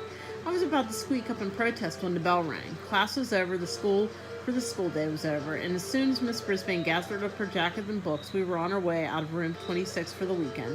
Farewell, matey, I called to Og. Boing, boing, he twanged in return. Wonder if that's how frogs say aye, aye. Life at sea, it's either sink or swim, matey, sink or swim, from Jolly Roger's Guide to Life by I.T. Waters. An unpleasant discovery. My friends in room 26 have been thinking so much about the boats, I was relieved to be at the Brisbane's house, where they always paid a lot of attention to me. You can imagine my surprise when they continued to think of nothing but boats all weekend, too. Mrs. Brisbane read all about model sailboats, sketched them, and worked on them in his garage workshop. Meanwhile, Mrs. Brisbane kept busy writing things on pieces of paper. Every once in a while, she'd stop and chuckle. When I first met Mrs. Brisbane, she never chuckled. In fact, she hardly ever smiled because of Mr. Brisbane's automobile accident. But slowly over time, she regained her sense of humor. Maybe I helped just a little. It still was unusual for her to sit and chuckle in a room all by herself. People often say and do strange things in front of me, almost as if I'm invisible. Finally, Mr. Brisbane came in from the garage. You're still working on your list? He asked. Yes, she said, chuckling again. I tell you, this is going to be one fun trip. So that was it. She was planning the picnic at Potter's Pond. Oh, I would give this day a peek at her list. Luckily, the Brisbanes started yawning early, and even though I would have liked to have seen them stay up for a little bit more, I wasn't sorry to see them go to bed. You see, I had a plan, and when a hamster has a plan, nothing, well, almost nothing, can stand in the way. I waited until the house was very, very, very quiet. Then I fiddled with my cage door, and as usual, it swung right open. Thank goodness for my lock that doesn't lock. I was feeling especially adventurous because the only peril I faced at the Brisbane's house was the possibility of being caught outside my cage. I was willing to take the chance because I had a mission, to find out about the picnic at Potter's Pond. I could see that the list was sitting right on Miss Brisbane's desk. Of course, before I set out, I had to map my route, just like sailors and even pirates do. I slid down the leg of the low table where my cage sat and scurried across the carpet. It felt nice on my paws, but I couldn't move as fast on it as I can on all those shiny, slippery floors. It does look like a mountain to a small hamster like me. However, I knew that where there's a will and a plan, there's a way. Close to the desk, there was a nice cozy chair with a striped blanket over it. I grabbed open onto the blanket and pulled myself up, paw over paw, and then hopped onto the desk. There was Miss Brisbane's list right in front of me. I was pretty excited until I looked more closely and saw that Miss Brisbane had a rectangular paperweight angled on the top of the list, blocking writing of the words. I could only make part of a few words. My heart was pounding. Loon. Were we studying the lungs or something going to lunch with us for lunch? That's what I was hoping for. Tree. Made my heart pound a little. It surely meant treasure. Captain? Had to be captain. Was a real pirate ship captain coming along? Or was it a captain of a pirate ship? Eek! What about those colors? Were blue and red the colors of the jewels and the treasure? And what on earth was the secret G? Secret guy? Secret girl? Secret gold? Secret guide, maybe. It could have been so many things. I tried moving the paper around so I could read the rest of the words, but it wouldn't budge. There is no shark on SpongeBob. There is no shark. Or seahorse. Or a seahorse, really? Maybe. I pushed the paperweight with all my might, but I couldn't move an inch. It must have been made out of solid rock. I was still struggling with it when I heard Mr. and Mrs. Brisbane talking. Goodness, I thought they were asleep. I quickly dived off the desk and slid down the chair cover, which was like a bumpy slide. I landed on the seat, paused to catch my breath, and continued to slide down the leg of the chair. Next, I scurried across the floor to the table. I was moving fast, but I skidded to a stop when I realized I had no idea how to get back up. I certainly couldn't slide up the table leg. Still, I'm a clever hamster, so I stayed calm and checked out the area. I breathed a sigh of relief when I discovered a big stack of magazines on the floor. I carefully climbed on them one by one. However, when I made to leap to the table, my back paws pushed the magazine off, and the whole stack collapsed with a loud thump. I dashed into my cage and pulled the door behind me. A few seconds later, Mrs. Brisbane came shuffling out of the bedroom wearing a robe and slippers. "I'll check it out, Bert. I'm sure it's nothing." She turned on the light and looked around the living room. "Sorry to wake you, Humphrey," she said while I tried to look as innocent as possible. Then she saw a heap of magazines. "Oh, that's what it was." She shook her head. "I hope they didn't scare you." "Just a little," I squeaked, even though I knew she couldn't understand me. "I'll straighten these up tomorrow," she said, turning off the light. As she was close to the bedroom door, I heard her yell to Bert, "You're going to have to build me a magazine rack." "I'll be happy to," he replied, "after the boat race." It was quiet for the rest of the night, but I didn't sleep a wink because of what I've seen on Mrs. Brisbane's list, especially the mysterious secret jeep. The boat race at Potter's Pond, the map, and the colorful treasure certainly sounded exciting. With the entire captain along, it could be scary and even dangerous. Still, the more I thought about it, the more I knew that, scary or not, I didn't want to miss the boat race for anything in the world. I slept in late on Sunday and awoke revived and refreshed. The Brisbanes were in a happy mood, and so was I. After I was going on a treasure hunt, or so I hoped. In the afternoon, Mrs. Brisbane brought a model sailboat into the living room. It was a fine-looking craft with a crisp yellow sail and a bright red hull. I couldn't resist making a boat of my own, he told me. "It's great, but only a student can win a prize," she replied. "I know," Bert said. He set the boat on the table and opened my cage door. "Let's see what kind of sailor Humphrey would make," he said. Mrs. Brisbane quickly stacked up the books around the edge of the table so I couldn't escape. "I don't think he'll like it one bit," she said. "I couldn't believe that my teacher, who's smart most of the time, could be so wrong. I'll make an incredible sailor, I just knew it." Mr. Brisbane gently set me in the boat. "See, Humphrey, it's just your size."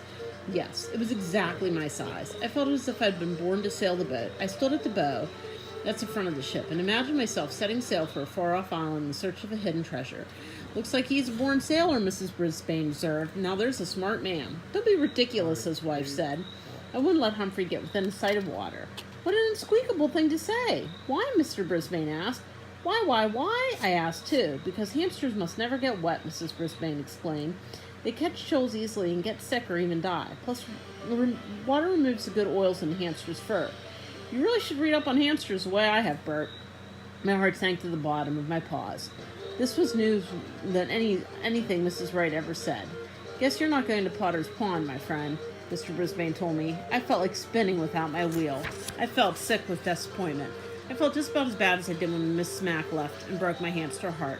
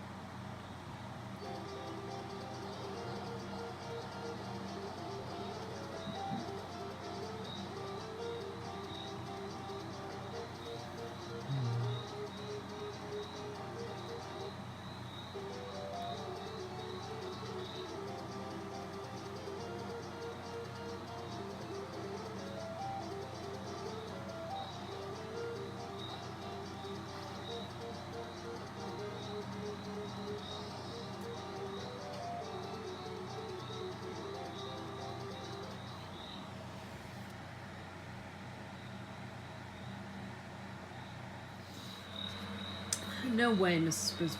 Brisbane agreed. Besides, the poor thing would be terrified. And a lot she knew. She had no idea of the fur-raising adventures I had. And I'd hardly ever been terrified except by large and unfriendly animals, like Miranda's dog Clem. Mr. Brisbane put me back in the cage. "Sorry, Humphrey," he said. "You think you're sorry?" I squeaked. "I'm about the sorriest creature in the world." He laughed at my squeaking, which hurt my feelings, but I forgave them. They're only humans after all. "A landlubber's life is a sorry one, me hearties. I pity the poor wretch who's never known life on the briny deep." From Jolly Roger's Guide to Life by Icy Waters. Once I was back in room 26, I spent a lot of time in my sleeping hut trying hard not to think about the boats. Every once in a while, though, I couldn't resist checking in on my friend's progress.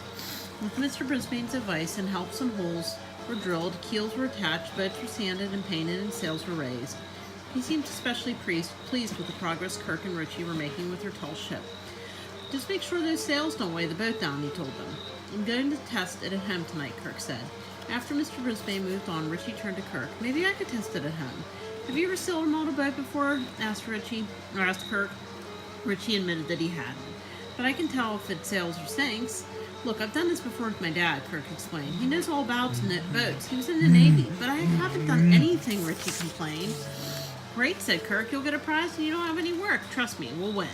I guess Richie couldn't think of anything else to say, but he sure looked miserable. Kirk didn't seem to notice.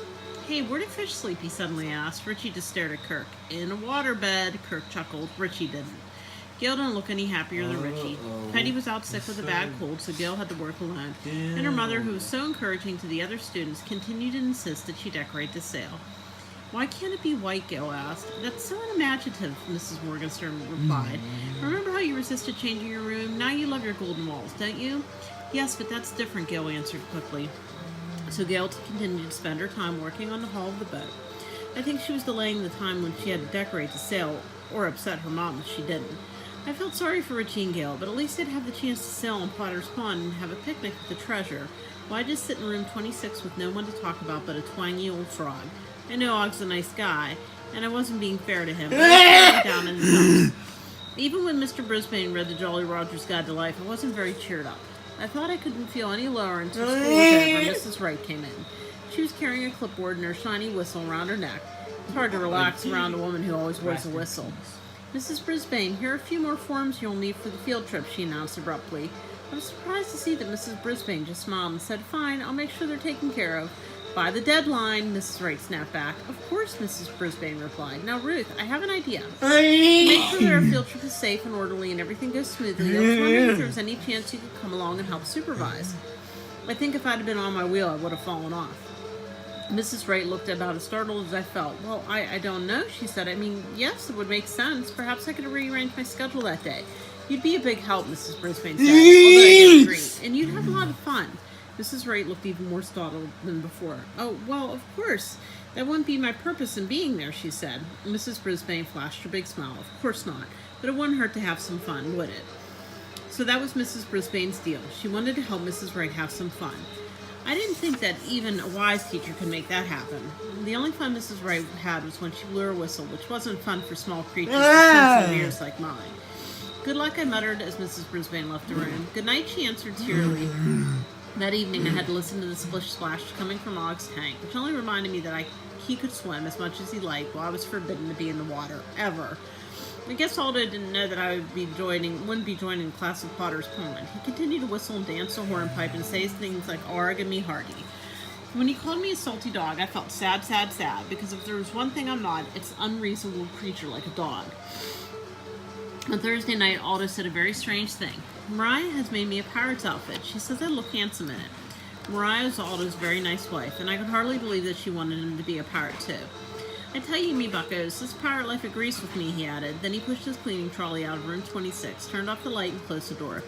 Og, I squeaked. I could hear the faint splashing of the water. Og, do you think Aldo is going to be a pirate and sail away and we'll never see him again? Boing, boing, boing, boing, Og responded in a very alarming way. I hope not either, I answered, although I'm only guessing what Og was trying to say. Aldo had left the blinds open so that the streetlight lit up room 26 and bathed it in a soft glow. The tables were pushed together so the boats were all in a row. I'm taking a little walk, Og, I suddenly announced, flinging my cage door open. I was able to drop down from the table where Og and I lived directly onto the table with the boats. It was grand seeing them up close. There was a beautiful swan boat with real feathers that Cy and Miranda brought in. The pirate flag looked wonderfully menacing on a boat Garth and AJ built. I had nothing but admiration for the colorful Chinese junk that Tabitha and Seth designed. The Viking boat that Art and Mandy created tilted a bit too much to one side, but they still had time to fix it. The tall ship was missing because Kirk had taken it home to test. Gail's boat, and it was practically hers alone since I'd been sick all week, was plain and simple, just like the poster of the classic sailboat on the wall. My friends were doing a great, great job. And in spite of my own disappointment, I was proud of them. But I suddenly remembered that the boat I'd sketched in my notebook, the SS Golden Hamster with its impressive hamster flag, none of my friends had even thought of a flag, except the pirate flag on Garth and AJ's boat. I looked around at the piles of art supplies in front of me and picked out a lovely triangle of aluminum foil and a toothpick. I carefully inserted the toothpick in the foil, and what do you know? It looked just like a silvery flag on a flagpole. I planted it right in front of Gail's boat, sticking it in a mound of modeling clay. It was a way to make my mark and congratulate my friends on their good work, even though they had never known whose flag it was. After all, it wasn't their fault I'd be a landlubber forever. There's always plenty of time to think after Aldo leaves, and that night I couldn't help thinking about Kirk and how he had treated Richie. I'd never seen him act that way before. Everybody in room 26 wanted to win the prize for the race, but my other friends weren't acting like Kirk. What had gotten into him? And then I started to think about the weekend I'd spent not long ago at Kirk's house. It was fun place to stay until Kirk's family is nice visiting hamsters, and I like to laugh like Kirk does. He has a mom, a dad, an older sister, Chrissy, and an older brother, Kevin. Kirk and Kevin shared a room. They had matching beds, matching lamps, and matching desks. Over each desk was a shelf. On Kirk's shelf there was a dictionary, globe, 5 joke books, and a red ribbon tacked to the edge. On Kevin's shelf there was 3 silver trophies, 4 gold trophies, 4 plaques, and a row of red, blue, and gold ribbons. There must have been at least 10 of them. I didn't pay much attention to the difference between the shelves until Kirk pointed it out that Saturday afternoon. He and I were alone in the room. Kevin was out running track, which according to Kirk is a lot like spinning my wheel, except you run in a circle on the ground. See all those trophies and ribbons, Humphrey? Kirk asked me. Those are Kevin's awards for sports. He's great at all sports. Basketball, soccer, track, swimming. Look at them all, he said. Pretty amazing, aren't they? Yes, I squeaked. I must admit I was impressed. Kirk pointed to the lone ribbon on the shelf. That's the only award I ever got, for honorable mention in the talent show last year. I did a comic routine. I should have gotten gold. Since I hadn't been around for the talent show and wasn't even sure what it was, I didn't comment. You should see my sister's room, Kirk continued. I'd show it to you, but she doesn't let me go in there. Anyway, she has 2 shelves of awards for good grades. And the debating team, that's where people get points for arguing. And drama competitions and speech contests. I don't even know every time Chrissy opens her mouth she gets an award. I'm still thinking about debating. I don't like arguments one bit, but humans get awards for it? Kirk flopped down on the bed. Dad always says I'd better get busy if I'm going to fill up my shelf. Then he says he's just kidding, but I'm not so sure. It's just, well, I'm good at being funny, but they don't give awards for that. I got an award once for my Halloween costume, but Kirk seemed so upset. I didn't think it was a good time to mention it. Suddenly, Kirk sat up. Hey, Humphrey, did you hear about the Scarecrow got the big award for being outstanding in his field? He laughed loudly. Get it? See, a scarecrow stands in a field. Outstanding in his field? Unsqueakably funny, I said, though I was exaggerating a bit. I've got a million of them, Kirk said. Did you hear the story about the spaceship? It was out of this world. He chuckled again, and so did I. Kirk jumped up and stood close to my cage. Here's one for you, Humphrey. What did the hamster say when he broke his leg? Quick, call an ambulance. A ambulance? Now that was funny. I hopped on my wheel to show Kirk the joke made me happy. If I'd had a golden ribbon, I would have given it to him. Like I said, it was quiet in room 26. Og never squeaks up, much like less tell a joke. Og, did you ever hear the one about the boy who wanted a prize so badly he'd even hurt his best friend's feeling to win it? I asked my neighbor. Og didn't laugh, but that was okay. The situation wasn't one bit funny. I didn't have any idea how to make things better between Kirk and Richie. Didn't take long for Gail to notice the flag the next morning. Heidi was back too, and she asked who made it. When the girls asked around, no one asked anything about it, except me, but nobody asked.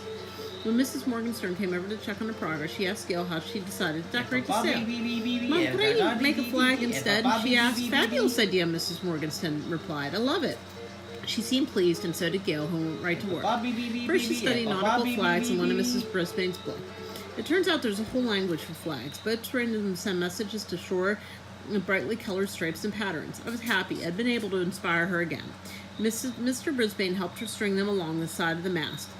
Mrs. Morgenstern loved them, and best of all, Gail did too.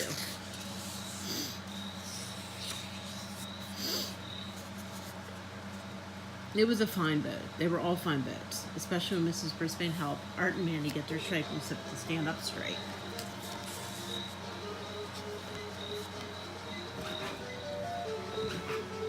And ba ba beep beep beep beep beep. Bop, bop, bop, bop, beep, beep, beep, beep.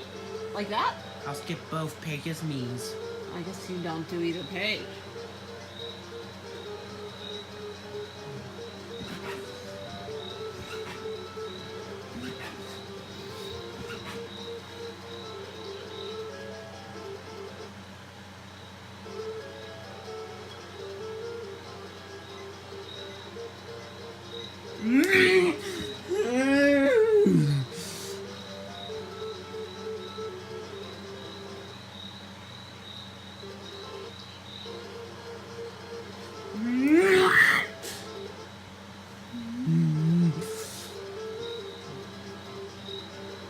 This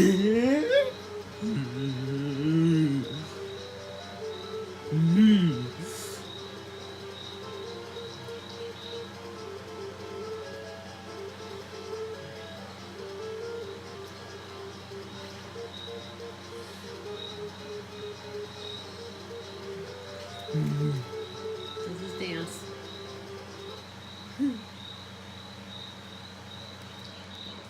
It floated perfectly last night, Kirk said. I knew it would. Mr. Brisbane was full of praise. After he moved on, Kirk turned to Richie and said, I think we've pretty much got the prize wrapped up.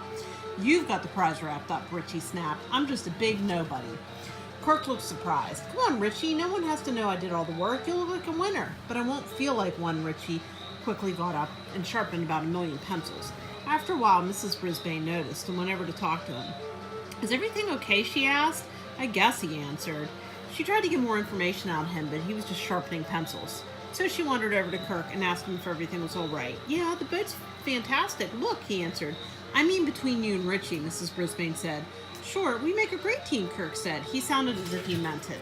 Does Kirk really think Richie doesn't mind being left out? I squeaked to Og. Boing, Og answered. He didn't sound very enthusiastic. Keep an eye on the enemies, my hearties. There may be a mutiny a-brewing. From Jolly Roger's Guide to Life by the Sea Waters. Secrets everywhere. Richie cheered up a little when Mrs. Brisbane announced that I'd be going home with him for the weekend.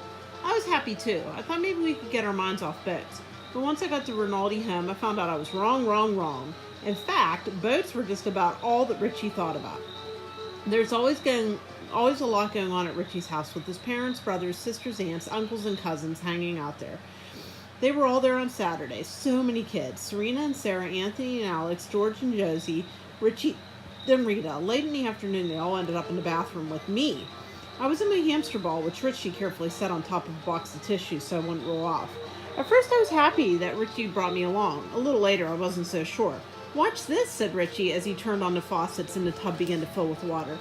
What's going on? Asked Rita. George backed away. I don't want to take a bath. I had one yesterday. I doubt that. Maybe the day before, his sister Josie snapped. Maybe.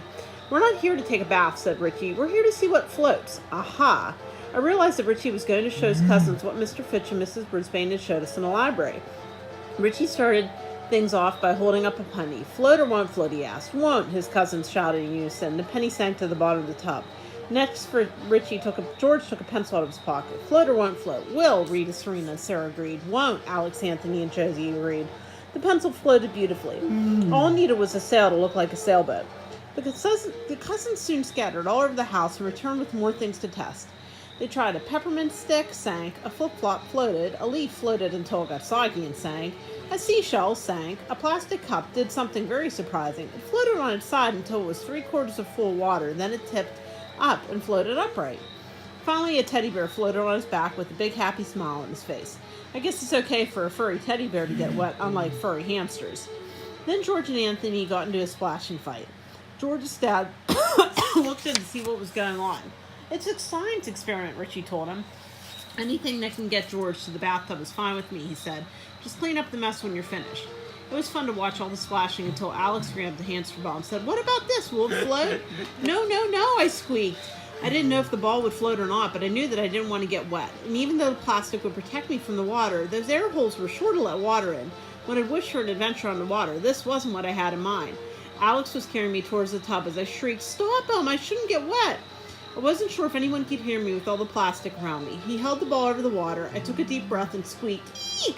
At that point, my friend Richie grabbed the ball out of Alex's hand. Not with Humphrey in it, you dodo. Richie opened the ball, took me out, and handed the ball back to his cousin. Here, he said. Alex dropped the hamster ball into the tub where it bobbed up and down in the water, floating along. My heart was pounding. Boy, but I was glad I wasn't inside. Richie put me back in the cage where I burrowed into my sleeping hut for a long, dry nap. On Sunday afternoon, Richie cleaned my cage. He did an excellent job. While I was changing my water, his mom brought in the phone and said he had a call. Hello? Richie said, Oh, Kirk. He sure didn't seem happy to hear from his partner. Okay. That's all I heard. I couldn't hear what Kirk said, but Richie told me after he said goodbye. Dumb old Kirk. He took the boat home again and wanted to tell me it sailed really great, Richie explained. What a jerk. Kirk the jerk. Then he unexpectedly slipped me in his pocket. It was dark in there, but I could make out a couple of dried up raisins and a half stick of gum stuck to a cloth. Luckily, it was only in there for a few seconds. Richie went in the bathroom, locked the door, took me out of his pocket, and set me in an empty soap dish. I was a little nervous when he started to fill the bathtub with water, especially after experiments from the day before. Don't worry, Humphrey, you're not getting a bath, Richie assured me. I just want to show you something. It's a secret. Once the tub was full, he showed me a strange-looking boat. This is my remote-controlled submarine. Pretty cool, isn't it? The submarine was a very sleek boat, nothing like the sailboats we've been studying.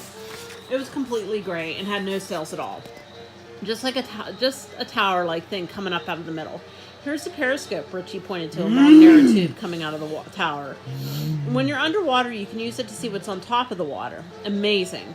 In real submarines, people can live underwater for weeks, even months. They can sneak up on enemies because no one ever knows that they're here, Richie said. After he put the submarine in the tub, he used a remote control like the one from Mr. Fitch's television to make it move through the water. I can control when it goes up and down, he said. See? Using the controls in his hands, he made the submarine dive down until it was completely underwater. It glided silently across the bottom of the tub. Now watch this, he said. I watched carefully as he pushed some buttons, and suddenly the submarine glided up to the surface of the water. That's great, great, great, I squeaked happily. My classmates are so clever. But my little hamster heart sank almost to my stomach when Richie said, I'm going to take this submarine to Potter's Pond for the boat race. That's against the rules, I squeaked. Kurt thinks he's so smart, Richie muttered. The submarine dived to the bottom of the tub. I'll hide it in my backpack. While the race is on, I'll sneak to the sideline, slip the submarine in the water, then bring it up right next to his stupid tall ship, just to show him I can handle a boat, too. Something could go wrong. What if the submarine hits the boat? I tried to warn him. But it was no use. I'll probably get in trouble, Richie admitted, but I don't want the stupid prize anyways. My mind was racing. If I could get my paws on that controller, maybe I could stop him. But Richie put the submarine and the device in a cabinet way up high. I could see there was no way a small hamster could reach it. I've helped a lot of my friends on a lot of my weekend visits, but there was no way I could change Richie's mind. It'll be our little secret, he told me. It wasn't a secret I wanted to keep. At least I wouldn't be there to see it. Good news, class, Mrs. Brisbane announced on Monday. The weather tomorrow should be picture perfect. So the trip to Potter's Pond is on. My friends gave a cheer. Even though the picnic was off for me, I managed a celebratory squeak. I felt terrible for Mrs. Brisbane. She planned everything so well, but things weren't going to go according to her plan. Unless I came up with a bright idea to stop Richie. Everyone was excited about the picnic the next day, but they were perfectly quiet when Mrs. Brisbane read the final chapter to the Jolly Roger book. Vic and Bee helped their uncle scare off the pirates with the help of a very loud whistle. Can you believe it? And then to the children's surprise, they set sail with treasure to return to the real owners. It turns out that Uncle Jolly Roger was a good pirate. Richie was a good guy too, and good guys don't do bad things, do they? Well, maybe sometimes they do. I needed a plan, but in order to have a plan, I needed research. Mrs. Brisbane talked about research from time to time, and I figured out it meant learning more about a subject. When students had to do research, they usually went to the library, so I decided to undertake a little research project of my own. First, I had to wait for Aldo to finish cleaning the room. He was very cheery that night, whistling the hornpipe song, dancing around with a broom. Well, me buckos, tomorrow I set sail, he said. I hope your friends don't get attacked by pirates. I waited a long time after Aldo left to make sure he'd left Longfellow School for the night. Then I told Og about my mission, slipped out of my cage, slid under the door, and headed towards the library. The hallway didn't seem so eerie anymore. I guess I was getting used to my nighttime journey. Research can be hard, as I found out that night. But I learned a lot. First of all, remotes don't have cords that you can plug and unplug, like televisions and irons and other objects. Second of all, those buttons do some very strange things besides turning on a TV. I saw a group of children walk down the sidewalk. When I pushed the next button, the children started walking backwards, which was pretty funny. I hate to admit I spent quite a bit of time making those kids walk forward and backwards. Then it was time to get on with my research.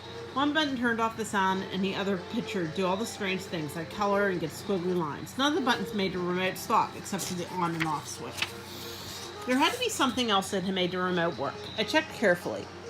There was a little compartment on the back. When I jiggled it open, 2 batteries rolled out. I pushed the on and off button, and nothing happened. If I could take out the batteries, I could put Richie's remote out of action. The next morning, all I had to do was get into his backpack, find his remote, take out the batteries without anyone noticing. That was a tall order for a small hamster, but I vowed to give it my best. But before that, I needed to get Mr. Fitch's batteries back in their little compartment. It took me 5 tries to get the screen lit up again and the children walking. Whew! I couldn't resist hitting the button that took the movie back to the beginning. I saw its title, Safety First. It explained how children should cross streets safely. It was a very frightening sight. Those kids were good at being safe, but I couldn't help thinking about how unsafe a little hamster would be on the sidewalk. The kindly crossing guard would probably be able to see me, and there was no way a creature of my size could reach a pool and press a button. Not only were hamsters in danger around water, we were unsafe on sidewalks. I hit the on-off button and dashed for the door. But as anxious as I was to get back to room 26, I was stopped in my tracks by the sight of something under Mr. Fitch's desk. Being a natural curious creature, I took a more genuine look. I was amazed at what I saw. It was a pirate hat. Big, black, broad rim. Had a pirate been there and left it behind? Was Mr. Fitch secretly a private? Shiver me timbers, I squeaked, and I dashed out of the library and back to safety of room 26, as fast as my small little legs could carry me. Be careful, all you treasure seekers. You might find more than you bargained for. From Jolly Roger's Guide to Life by I.C. Waters.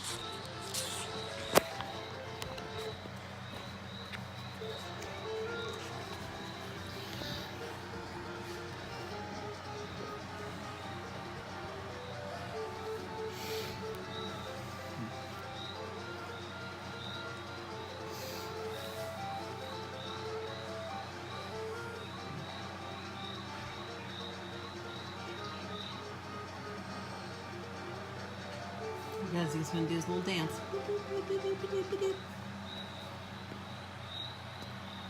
That was Og's reaction when I told him about my experience in the library. Even though I didn't think he understood what a remote control is, he got the general idea. When I told him about the pirate hat, he splashed so madly, I was in danger of getting soaked right there on our table.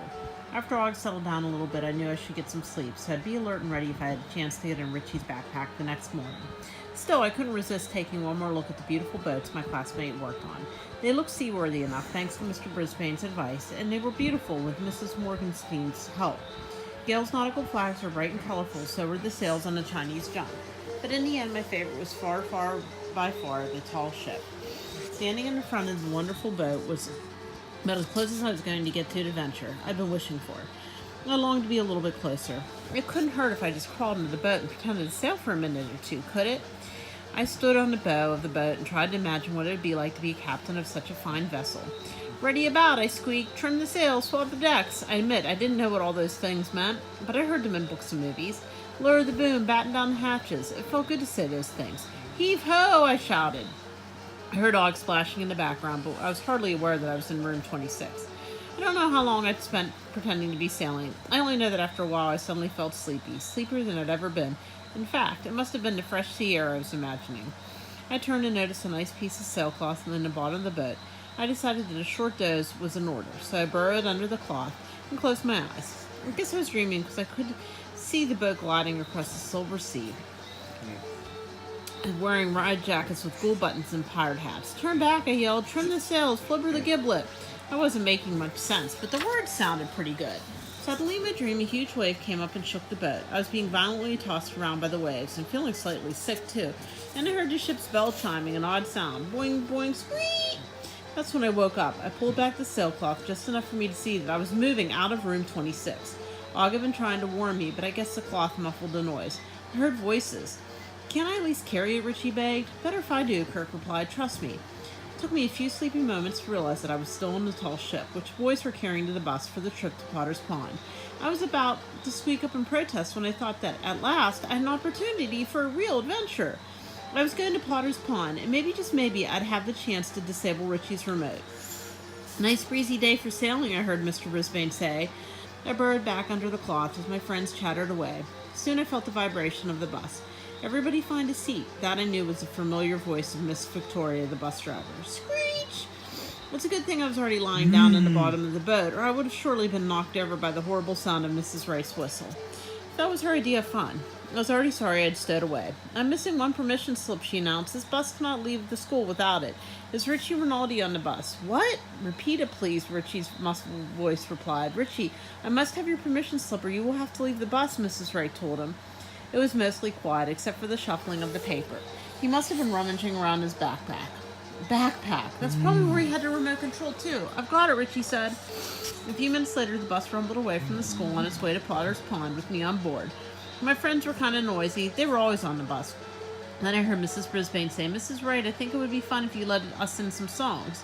Mrs. Wright sounded surprised. Me? Well, I could, I suppose, if you'd like me to. I'd like you to, Mrs. Brisbane replied. I braced myself for the whistle screech. All right, class, everybody sang. Everybody sang, probably to avoid hearing the whistle again, as Mrs. Wright led them in a song that was a very, very, very noisy song. If you're happy and you know it, clap your hands. And everybody clapped. If you're happy and you know it, clap your hands. The more clapping. If you're happy and you know it and you really want to show it, if you're happy and you know it, clap your hands. Thunderous clapping. I clapped my paws too. Then I remembered Richie's backpack again. Was there any way for me to slip out of the boat and into the backpack without anybody noticing? Mrs. Ray blew her whistle again. Keep it going, students. If you're happy and you know it, stamp your feet. The students stamped in a way that would have gotten them in trouble if they were in class and not on the bus. I decided this was not the time to escape the boat. If you're happy and you know it, stamp your feet. Even louder stamping. I'm surprised if Florida the bus didn't collapse with all that stamping. But my friends and Mrs. Wright were having so much fun, they kept on going. It means goodbye. They added a verse where everyone shouted, "We are," and then another where everyone did all three things. Clapping, stamping, and shouting, "We are." As much fun as everybody was having, I was feeling quite miserable. I wanted to get that remote control and stop Richie, and I wanted to warn my friends that they might meet up with some unfriendly pirates. But I also knew that if Mrs. Wright discovered a small unsanitary hamster on the bus, it would ruin everything. So I listened. The rumbling of the bus stopped. "Let's thank Mrs. Wright for making this trip so much fun," I heard Mrs. Brisbane say. My friends all cheered loudly, which must have made Mrs. Wright feel good. "All out for the Potter's Pond," Mrs. Brisbane announced. There was so much noise, so much bumping and thumping, so much confusion that all I could do was lie low, hang on tightly, and hope for the best. It took a while to get everybody lined up. I heard the voices of some of the parents, like Heidi's mom, Miranda's dad, Gail's mom, Art's mom, and Saya's dad. This was a big party. At last, Mrs. Brisbane made the big announcement. "Boys and girls, on the count of 3, set your boats on the water," she said. 1, 2, 3. Screech! Somehow I wasn't surprised that Mrs. Wright blew her whistle to start the race. There was a big bump, a bigger bump than, oh my, I felt myself floating. For the first time in my life, I felt like I was riding on a cloud. My classmates screamed, "Go, go, go." Once I was used to the feeling of drifting on water, I pushed the cloth back a little and peeked over the side of the boat. What a sight! Ahead of me, rippling blue water in the distance, a leafy green shoreline. On the other side of me, my friends' boats now afloat. Above me, sails gently rippling. I ventured up to the bow of the ship and felt the soft breeze against my fur. It was glorious. On the shore, my classmates were lined up both on the sides of the pond, cheering their boats loudly. The ship was sailing so smoothly. I relaxed a little. I glanced behind me just in time to see the delicate swan boat that Sia and Miranda had worked so hard on rapidly sink out of view. There were moans and groans from the shore, and I groaned a little too. The pirate ship was the next to go under. There were more groans, but other cheers for the remaining boats. I was getting nervous. Was my boat going to sink too? My tummy did a flip, flop, flop. But my tall ship seemed to glide effortlessly through the water. I guess Kirk really did know what he was doing. The Chinese junk and the red flag-filled sailboat were still in the water, but lagging far behind me. Even back was the tip of the Viking ship, which was sinking rapidly. "Go," my friends chanted, "go!" And then suddenly I heard, "Lower your voice, AJ's loud voice booming. Humphrey Dumpty's on that boat." There was a gasp, and Mrs. Brisbane shouted, "Is it Humphrey? How did he get on the boat? Kirk, Richie!" In the distance I heard Kirk say, "I don't know." He sounded confused. "I didn't see him." Somebody's going to be in big trouble. Mrs. Brisbane didn't sound happy at all. If Mrs. Brisbane was right about hamsters getting wet, I was already in trouble. But as the boat glided through the water, I felt freer than I'd ever been. This was my greatest adventure yet, and I decided to enjoy it. Pillaging and plundering can be a bit wearing, but there is no better place to live than on the open sea. From Jolly Roger's Guide to Lives by Icy Waters. All at sea. "Ahoy, mateys," I squeaked toward shore, even though I knew nobody could hear me. Then in my best pirate voice I added, "Arg!" My friends were cheering wildly, when suddenly out of the corner of my eye I saw something dark in the water. For an instant I remembered a report on sharks that Art had read to the class. Eek! Then I recognized the shape of Richie's submarine gliding through the water, heading straight for me. Suddenly the submarine began to resurface. Richie had said it was supposed to come up next to the boat, but it was headed directly for it. I wasn't the only one who noticed, as I heard voices everywhere. "It's a submarine! Where did that come from?" "Richie's in the bushes and he has a remote control. It's going to hit the boat. Eek, eek, eek." That's when I heard, "Repeat it, please," Richie's voice. "What?" he asked. AJ's voice was loud and clear. "It's going to hit the boat and Humphrey's on it." "Humphrey!" Richie sounded shocked. "Do something, Richie," Mandy screamed. "I'm trying," he shouted back. I could see people running around on shore, but I was hanging on for dear life and didn't have time to pay much attention to them. Just then the submarine hit the sailboat, tilted sharply to one side. Luckily, I managed to hang onto the bow of the boat, or whatever else I could slide into the water, to avoid certain disaster. I'm sure Richie didn't mean to hit the ship. Maybe he wasn't good at handling a submarine as I'd thought. On shore, my friends were in a panic. "Save him! Save Humphrey!" they screamed. "Save me!" I squeaked as the boat rocked and rolled. "Whose sub is that?" Mrs. Brisbane called. I'd never heard her voice so alarmed. Mine, Richie answered. I'm backing it away. Screech! I don't know what Mrs. Wright thought the whistle would do to help me, but she blew it over and over. And then the boat tipped all the way over on the side, the sails floating next to it in the water. My friends all shrieked, Humphrey! Eek! I squeaked. I suddenly wished Og was around to help me out. I hung on the side for dear life. But the water was getting closer, and believe me, it was too close for comfort. We're going down, I squeaked, although I was actually the only one going down. I remembered Mr. Morales saying the pond was shallow. For a hamster would surely be deep, deep, deep. I tried not to think about the little sunken ship at the bottom of Mrs. Fish's fish tank. I also recalled Mrs. Brisbane's warning about hamsters getting wet. I wasn't sure whether I could swim or not, but I didn't want to find out. Just then, I saw the long periscope of Richie's submarine right next to me. I took a deep breath and leaped across the water to grab hold of it. All those hours of jumping on my wheels, spinning, have certainly paid off. Now he's hanging onto the periscope. That was what AJ shouted. Look! There were cheers from the shore, but I wasn't about to cheer until I reached dry land. I was clinging to the periscope for dear life when the beautiful tall ship dropped down below the edge of the water. Mrs. Brisbane shouted at Richie, Can you bring him in safely? I can do it, he answered. No hamster ever hung on to anything as tightly as I hung onto that periscope. The water was only inches below me. I wouldn't have minded being a googly-eyed green frog with no fur, at least for a few minutes, but soon the submarine glided towards shore. So we got one more day. I like watching this video jump off.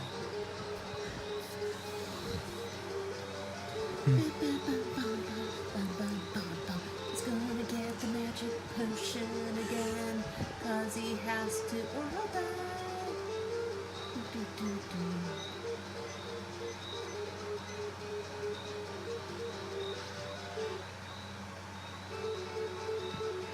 Come on, keep running, man. He goes through all those fireballs too. And the night. More magic potion.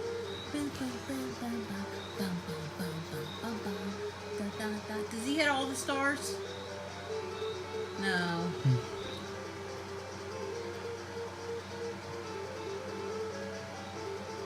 Magic potion. Do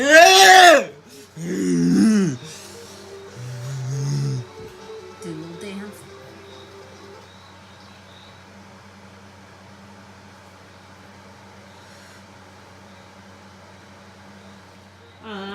Mrs. Brisbane shouted out to Richie, Can you bring him in safely? I can do it, he answered. No hamster ever hung on to anything as tightly as I hung on to that periscope.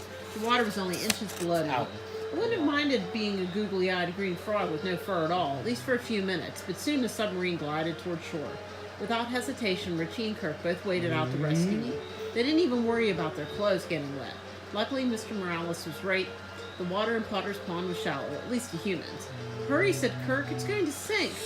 Okay, but watch it, Richie replied as they approached the submarine. We don't want to splash water on Humphrey. Richie gently plucked me off the periscope and held me in his cupped hand. I'm sorry, Humphrey, he said softly. I'm so sorry. I was shivering as he carefully carried me to shore and handed me to Mrs. Brisbane. You're shaking, she said, and she was right. No. She opened the lid of a small woven basket and took out a pile of colorful ribbons. You'll be safe in here, she told me. Golden Miranda brought me a little cup of water to drink. Nice. This is strictly against the rules, Mrs. Wright insisted. I demand an explanation. Yes. Please tell us what happened, Richie, Mrs. Brisbane said in a very, very, very mad voice. I can't believe Humphrey was on board, he said. How'd he get there? That was a question only I could answer. We'll figure that out, said Mrs. Brisbane, but why didn't you sink your own ship? I didn't mean to sink it, Richie protested, and I believed him. I just wanted to show Kirk I know about boats, too. Mrs. Brisbane turned to Kirk. Do you know what he means? Kirk shrugged. I guess he didn't think I let him help enough. You didn't let me help at all, Richie said. What he said was true. Mrs. Brisbane turned to Kirk again. Why didn't you let Richie help? Kirk, who was always cracking jokes, looked very serious. I wanted to win. I thought we had a better chance if I did the work. So whose fault was it that Humphrey almost drowned, the teacher asked. Whoa, hearing her say that made me shake and quake. Mine, Richie answered, but I wouldn't want anything to happen to Humphrey. It was your fault, Richie, Mrs. Brisbane nodded. Don't you agree, Kirk?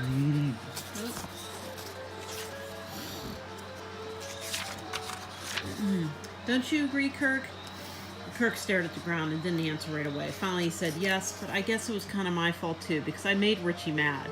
Winning wouldn't have been worth it if something would have happened to Humphrey. I'm sorry. Well, don't apologize to me, Mrs. Brisbane said. She sounded pretty upset. Kirk looked at Richie. I'm sorry, Richie. I wasn't very nice to you. I'm sorry, too, Richie. Look embarrassed. It was a dumb idea to bring a submarine. I was just so mad. The next thing I want to know is who put Humphrey in the boat, Mrs. Brisbane said. But I'll deal with that later. Right now, it's time for a treasure hunt. My classmates and I squealed with delight, and Mrs. Brisbane passed out the treasure map. My guess about treasure was the list was right. He said, boys and girls, it said that the famous pirate Captain Kidd buried his treasure right here in Potter's Pond. So that's who the captain was, Captain Kidd. Follow these old maps to find hidden treasure, Mrs. Brisbane explained. Remember, X marks the spot. My friends set off on the paths and trees looking for clues. I longed to join them, but I'd had enough adventures for one day, so I watched and listened. It wasn't too long before I heard Mandy shout, I found it! The X is right here!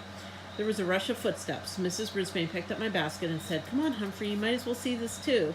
She carried me to a little clearing where Mandy, Art, and Tabitha stood over an old trunk that looked just like a pirate's treasure with a big X carved on top. She pushed my lid back so I could see better. Should we open it, Tabitha asked? They all agreed they should, but just as they tipped the lid open, 1, 2, 3 pirates leaped out of the bushes. My friends screamed at the sight of the strangers who lunged at the crowd. My heart was just about jumping out of my chest. I'd forgotten about the pirates. Arrgh, growled the first pirate. Avast, snarled the second pirate. The third pirate was even more menacing. Stop right there, mateys, he roared. Don't you even think of touching Captain Kidd's treasure. The 3 pirates stood in front of the treasure chest looking scary, scary, scary, and mean, mean, mean. The first pirate had a bright red shirt and a bright blue sash. He had dark hair, a gold earring, and a patch over an eye. The second pirate wore shiny black pants, a long coat, and a genuine pirate hat. At least it looked genuine to me. He had big round glasses. Funny, I'd never seen a pirate with glasses. The third pirate had striped pants tucked into black boots, a black tunic, a kerchief on his head, and a black mustache. Landlubbers, he shouted in a familiar voice. Back off from me, treasurer. I'll introduce you to Davy Jones. My friends screamed and backed away, but I could swear I'd seen that mustache before. Suddenly Richie called out, it's Uncle Aldo! And the other students started to laugh and shriek. It's Aldo, they yelled. Of course it was Aldo. He'd been practicing being a pirate for weeks. He gave a jolly laugh when they recognized him. But what about the others? The first pirate pushed up his eye patch, and we could see it was Principal Morales. Arrgh, he repeated, but this time he was smiling. My friends all squealed with laughter. The second pirate took off his hat and bowed before us. Greetings, he said, and we realized it was Mr. Fitch. That pirate hat in the library was his after all. Suddenly, these pirates didn't seem scary. Be ye ready to unlock the secrets of the deep, asked Aldo, as he opened a lid. Inside were mounds of yummy sandwiches, juice, and cookies. My friends acted as if they'd never seen food before. They screamed with delight, and they hurried towards the chest. Seth and Tabitha got there first, but as soon as they put their hands on the food, another voice rang out. How dare you touch my treasure? This was definitely a female voice. Stop, or the lot of you will end up asleep in the deep. Everyone gasped, including me, as out of the bushes stepped a female pirate. She had on tall boots, red skirt, big hoop earrings, and a white top with billowy sleeves. Even the pirate hat and eye patch she wore, I could see her bouncy black curls and knew that voice. That treasure came all the way from Brazil, she started, but my friends didn't let her finish. Miss Mac, Miss Mac, they shouted with joy as they rushed forward to greet her. There she was, Miss Mac, the teacher who rescued me from Pedorama, who gave me a notebook and a pencil and first discovered what a handsome and smart hamster I am. Miss Mac is back, I squeaked loudly, surprising even myself. Miss Mac hurried over to my basket. Humphrey, she cried. There's the real treasure. She gently scratched my back, and I had a funny, funny, funny feeling from the wiggly tip of my nose to the squiggly tip of my toes. I had that feeling before way back when, and I think they call it love. All of my friends loved Miss Mac and wanted to be near her. They all gave her sandwiches and juice and gathered around her. What do you think of our secret guest, Mrs. Brisbane asked us. Miss Mac was our secret guest. Means cracking away. So that's what secret G stood for.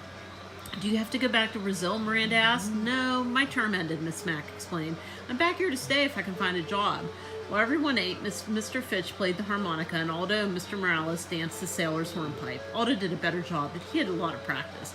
Well done, my hearties, I squeaked, but no one could hear me over the applause. Then Mrs. Brisbane quieted everyone down. Don't you think it's time for prizes? In her hand were the ribbons she'd taken out of the basket. Everyone cheered when Saya and Miranda received blue ribbons. Even the swan boat didn't last, but when it came to the most seaworthy boat, it wasn't so easy to decide. Undoubtedly, the tall ship would have won, but because of what happened, I can only award it to an honorable mention. At first place, we were so busy worrying about Humphrey, nobody even noticed which boat in first. Since Seth and Tabitha's Chinese junk and Heidi and Gail's sailboat both made it to shore, we're calling it a tie. You'll both receive gold ribbons. From the cheers and smiles, I could tell no one was disappointed. Mrs. Morgenstern came over and congratulated the girls. She said how beautiful their boat was. Gail and Heidi beamed, and the sail was spectacular. Gail, you were right all along. I'm very proud of you. Gail hugged her mom. It was almost time to go back to school.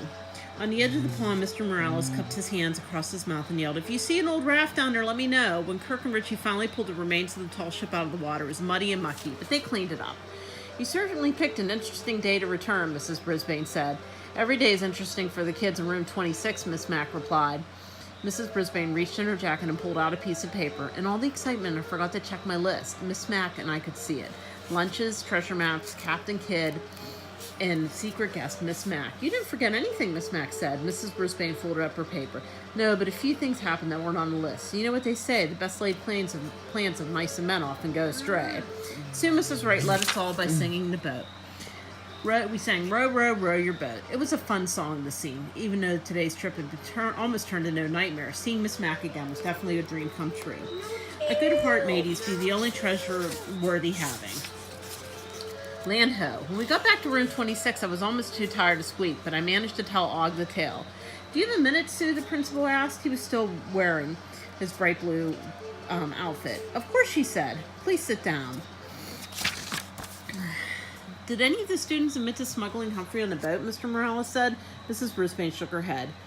"Maybe somebody was jealous of their boat and did it to get in trouble. Maybe." Mrs. Wright sniffed loudly. "I know you think your students are perfect, but they're not." Suddenly everyone turned to look at me. "I didn't plan on going," I squeaked. Miss Mack laughed, her lovely tinkling laugh. "He's been known to get out of his cage before, but Bert fixed the door so he can't get out." Mrs. Wright stood up and clumped over to my cage. "Even if he could open a cage, you can't tell me this little rat or guinea pig or whatever he is could do it by himself. I'm a hamster," I squeaked. I guess Mr. Morales was sorry he'd laughed. He had a point. Mrs. Wright sniffed again. Maybe she was allergic to hamsters. "We can't have animals running around." "It was only one animal," Mrs. Brisbane said softly. "I think Mrs. Brisbane can handle her. Humphrey, I must say, life is never dull without you around." "Thanks," I squeaked. After school, when we were all alone, I told Og the story. "I know if you had been there, you would have saved me, Og." Boing, boing, boing. And Mrs. Mack was there. That was best of all. "I hate to punish the whole class," Mrs. Brisbane began the next day, "but I couldn't take it any longer. I did it. It was me." Everyone laughed as loudly as I could. Even Mrs. Brisbane. "I guess Humphrey has the last word for now. If anybody would like to confess in private, I'd appreciate it." Richie made a point of two wrongs don't make a right. But then I realized that he meant just Kirk had treated Richie the wrong way. Aldo changed back to his regular non-pirate ways. The other room, 26, was something wonderful. Mrs. Mack came to help. "I'm so glad I'm able to come and help," she said. The two women decided to teach the class together, and I was so excited. And then something really wonderful happened. Mrs. Mack brought Mr. Fitch to room 26 one day. He said due to bravery during the boat race and my contribution in class, he was presenting me with my own library card. "Oh, humans. There's so much they don't know. In fact, I was already planning to stroll to the library." "We'll just have to help him out," Mrs. Brisbane answered. "He's always liking that." "Hooray for Humpty Dumpty," A.G. suddenly shouted. "Boing. Thanks, mateys," I squeaked back happily. "Hooray, hooray." The end.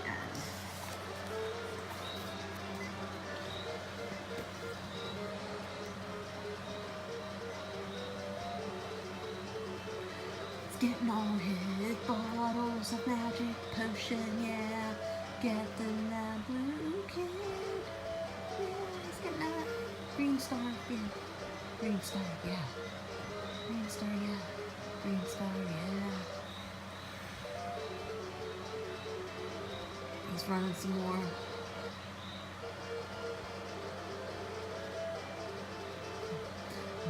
More potion. It is more potion. And some more. Still running. Doing crazy stuff. Yeah. There he goes. Do. Getting a star. There it is. Got the star. Yeah. Doing this little dance. Yeah, little dance.